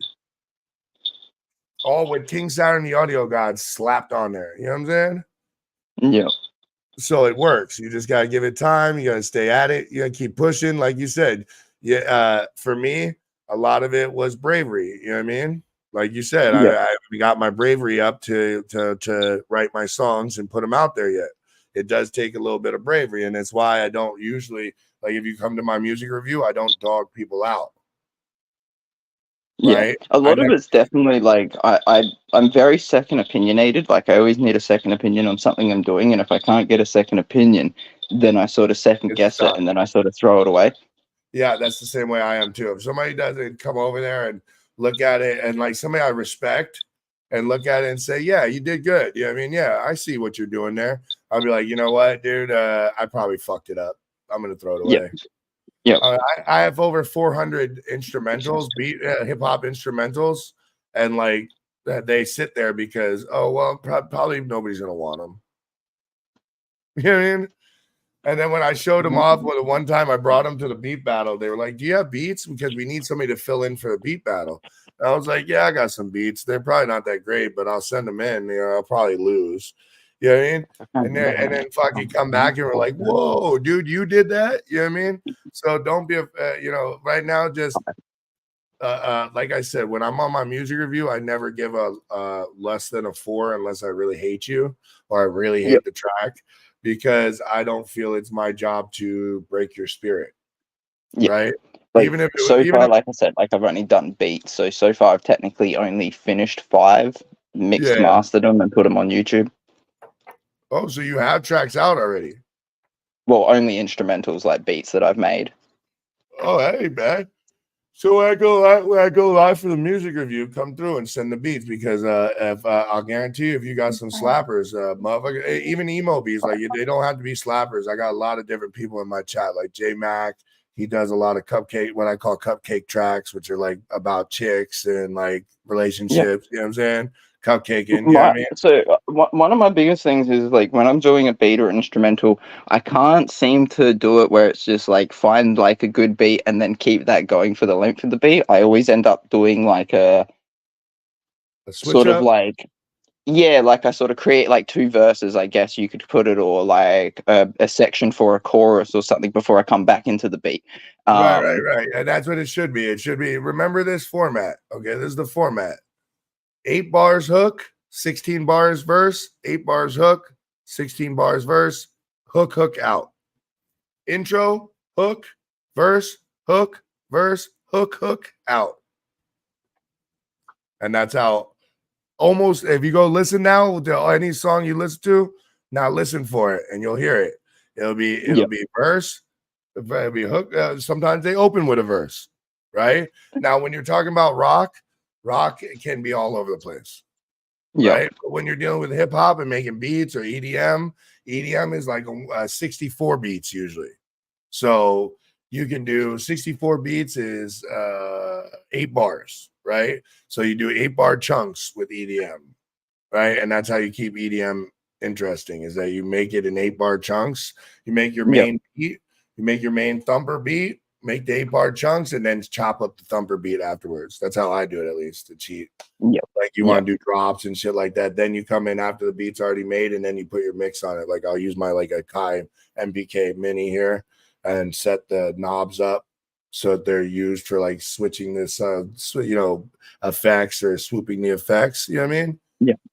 And then you know what I mean. But when it comes to hip hop, it's like unless you're opening with a verse and then it's like 16. You know what I mean? You can get crazy with it like Drake does, where he's got like 8-bar verses, 10-bar verses, and then he comes into a bridge and then out to out to the hook and then into another bridge, and then he cheats and gives you 8-bar hook and then repeats 8-bar verse and then repeats 4 bars to the end of the I don't know why everybody like Drake. He uses a bunch of tricks, and you gotta give him props for the fact he uses a bunch of tricks, but that's all it is, a bunch of like recording tricks. A lot of his tracks have no substance. You know what I'm saying? I find one of my problems that I seem to have is when I'm thinking of writing, or I'm thinking of like mucking around freestyling or something like that, and I'm listening to a beat, I can't seem to match the flow or the rhythm of the beat, and I sort of just go down my own flow or rhythm of like say rapping or singing or whatever. And if I match the beat, I match the beat. If I don't, I don't. And for whatever reason, no matter how hard I try, I can't seem to get onto that same rhythm or flow as the beat. And I feel like that's one of my hindrances when I do write, because I seem to have the mindset to be able to write a lot of stuff and come up with a lot of ideas, whether it's just made up stories and I'm creating a random universe to tell an album or something. But it's having the beat to go with it. So recently I was thinking maybe I should just like create like a very, very basic, simplistic beat and just run that for like a whole album, and then just like tell every single track over the same beat and not change it, and just each one's just different, like, story and telling. Yeah. Well, you know what you could do, right? Okay, so one of the tricks to learn teaching yourself how to rap is to teach yourself to rap with the metronome. Okay, so what you could do is, instead of just creating a fake track, just open up the Logic or Pro Tools, whatever you're using, and turn the metronome on the rhythm in which your beat would be, and practice to that, just to tapping, 1 2 3 1 2 3 1 2 3, or 1 2 3 4. Well, hip hop is at a 4/4, so you're gonna be 1 2 3 4 1 2 3 4. So every fourth measure is a bar. Every fourth measure is a half a bar. Every eighth measure is a full bar, right? Yeah. And depending on the timing, okay. So another way you could do a trick is, I do this a lot, is that if you find a beat that it's very easy for you to rap to, right, and keep the rhythm, rap to that beat and perfect the rap to that beat, and then transfer it, then start practicing it. Once you have the words down where you have it memorized, it'll be a lot easier for you to manipulate it onto another beat. Yeah. You get what I'm saying? So first start by, because this is the trick I use, is a beat that I very easily inspires me to write. I'll put on, and I'll write to that beat, and then I'll write to that beat, but with the inspiration of the other beat. You get what I'm saying? So the words would match the other beat, but the flow style would pretty much match that beat. And then once you get over there, once you got it practiced and mastered that flow, right? That track, then you start listening to the other one and seeing if you can catch the rhythm. Because a lot of it might be your brain is not. Remember, your mouth and your brain are a muscle. That's what she said. And they have muscle retention, right? Muscle memory. So if you've never rapped before, and you've never spit a fast flow before, or you've never spit on rhythm before, you're going to have to practice so you have muscle memory. Same way as if you played the guitar or if you sang, right? So the easiest way to do that is to pick your beat that inspires you the most. This is how every rapper starts. is to pick their favorite beat and write 1 million tracks to that fucking beat. And the ones that you love the most, you memorize and put them onto the other beat, and then you'll be able to do it easily. I promise you. When you use this method, I promise you, unless you're a very different learning style from me, I promise you this will help you. I know I'm a very, very, very super like visual learner. Like if I'm not watching someone do it to show me, I find it very hard to learn. Yeah. That's not a bad thing, especially in music. That's a good thing. That's how I learned. That's how I lied to get into the studio my very first time. Is why watching over their shoulders and faking it till I made it. And it just so happened that I actually did soak in what they did. And was able to fake it well enough to get back in the studio. And then you learn little phraseology. Then you learn little phraseologies, right? Like, oh man, yeah, dude, I've been doing this for years, but man, I haven't worked on this one in like 10 years. Could you could you give me a refresher course? Yeah, bro, I'm more familiar with the Sony version, Sony such and such and such and such. Yeah, I don't know nothing about this one. Can you show me how to use this one? Yeah, no problem, bro. Here you go.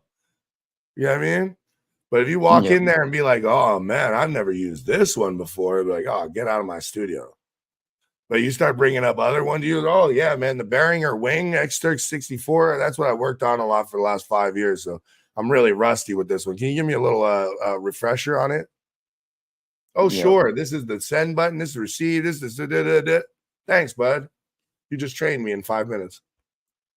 Well, like so far I've been doing beats a weird way because like I very first started off to try to use something like BandLabs or FL Studio, and a lot of it was just very overwhelming, confusing, couldn't understand it, watched a few tutorial videos and just couldn't figure it out. So I ended up finding these like free to use apps on the Play Store that are just like sort of like loops. Like loop samples, and you just sort of like lay out the sort of like loop you blocks. You can do that in BandLab too. So when you go into BandLab, you have a plethora of loops there too. When you go into BandLab, instead of going into BandLab and looking at the instruments, right? Like when you first open a project, instead of looking at the instruments, look at the bottom of the screen on your website. All right. And on your phone, it's even easier because you could just switch at the top of the screen. It says instruments or loops. And then you slide over to your loops or samples, it might say. And then then it's just drag and drop from there. Drag and drop and then fucking copy and paste. I got a lot. Go on BandLab. I got a lot of songs on I got a lot of fucking beats on BandLab. Because I go on there every now and then when I'm bored and just go make a beat with loops and then go here's your loops. Now go away. Yeah. You know what I'm saying? Well, Monk, I'm gonna jump off here. In my world, on my side of the hemisphere, pretty cool to say that on my side of the hemisphere. Yo, is it true that your toilet? I really gotta ask this. I know it's the silliest question in the world. It's all good because one of my mates from Sacramento, we already tested this on a video call. Yeah. Oh, really? If the we did it with a sink. Reverse? We did it. Yeah. We did it with the sink and the toilet, and it is backwards. It is in reverse? Yeah. That's dope, dude. I gotta see that in real life. Yo, I'm gonna debunk something for you. You know that ghost? That ghost thing they've been doing lately? The glitch in the Matrix videos they've been doing. I think so. Yeah. Okay, you know the one with the water standing still? Oh, yep. Okay, so this is actually a scientific thing. It's actually an optical illusion that makes the water, because the water is flowing with no air bubbles in it at all. It makes it seem like it's not moving at all. And so if you videotape it, it looks like it's frozen in midair. Yeah. It's the same one as when people freak out about seeing a plane that looks like it's stationary and not moving, but it's just like it's because of the angle and where you are and how you're moving. Yeah. And you could be, and if you're moving in a car, if you happen to be moving at almost the same, technically on the earth, the same speed as it is in the air in comparison, you know what I'm saying? Like physically, some shit like that, then it'll look like it's standing stationary in the sky. There's also ways of doing it with AI now. With the AI, a lot of these I believe are made with AI, like with the people frozen glitch, and they're leaving out fentanyl glitching. I don't know if you've ever seen somebody fentanyl glitch in real life, but they really glitch as if they were in the Matrix, like literally frozen in spot. Whatever they were doing, frozen. It is the weirdest thing I've ever seen in my life. That's crazy. But when you see those motherfuckers stop dead and they're like stuck there for a minute and then they break free and look around and then start walking, yeah, they just had a fentanyl seizure. Yep, they're probably high on fentanyl right now. You'd be surprised who's high on fentanyl right now. Yeah. Yo, we've had motherfuckers around here die of fentanyl that we didn't even know use drugs. You know what I'm saying? Popped up dead, fentanyl overdose. What?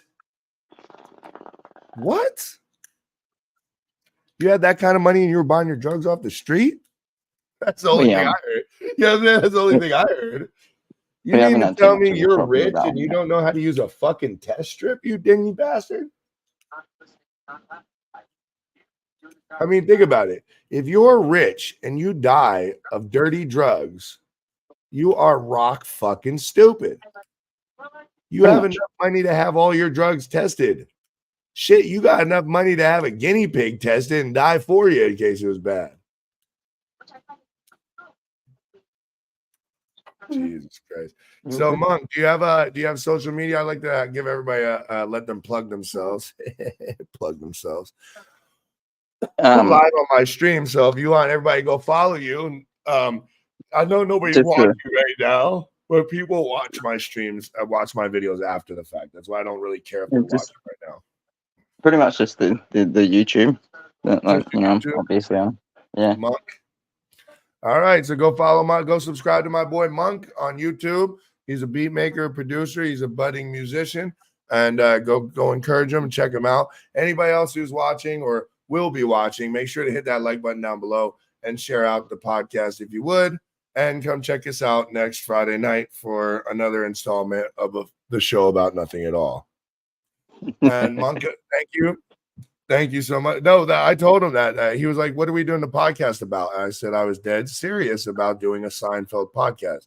He's like, "A podcast about Seinfeld?" I said, "No." I said a podcast about nothing. Literally just conversations about whatever the fuck comes up. Yep, that's pretty much all. That's pretty much all my mate and I are going to do with our podcast. Just got to do a few things, get a few things worked out before we get started. Yeah. I'll come check it out. I'm gonna send you this link too tomorrow for it's only for podcasts. It's a platform where you can post your podcast and publish them for free, and they don't steal your money. Fair. All right. So thank you so much, Monk, for joining me. It's been an amazing time talking to you. I really appreciate it. And everybody out in the YouTube world, if you're watching this after the fact, thanks for watching. Hit the like button and don't be afraid to comment. If you give us a new subject, I'll definitely talk about it. The more ridiculous, the better. I'm out. All right, Mike, I'm out, brother. Peace. Thanks for talking. Peace. Good night, y'all. Thank you very much. I love you all. It's your boy King Saturn, the Audio God. I'm out.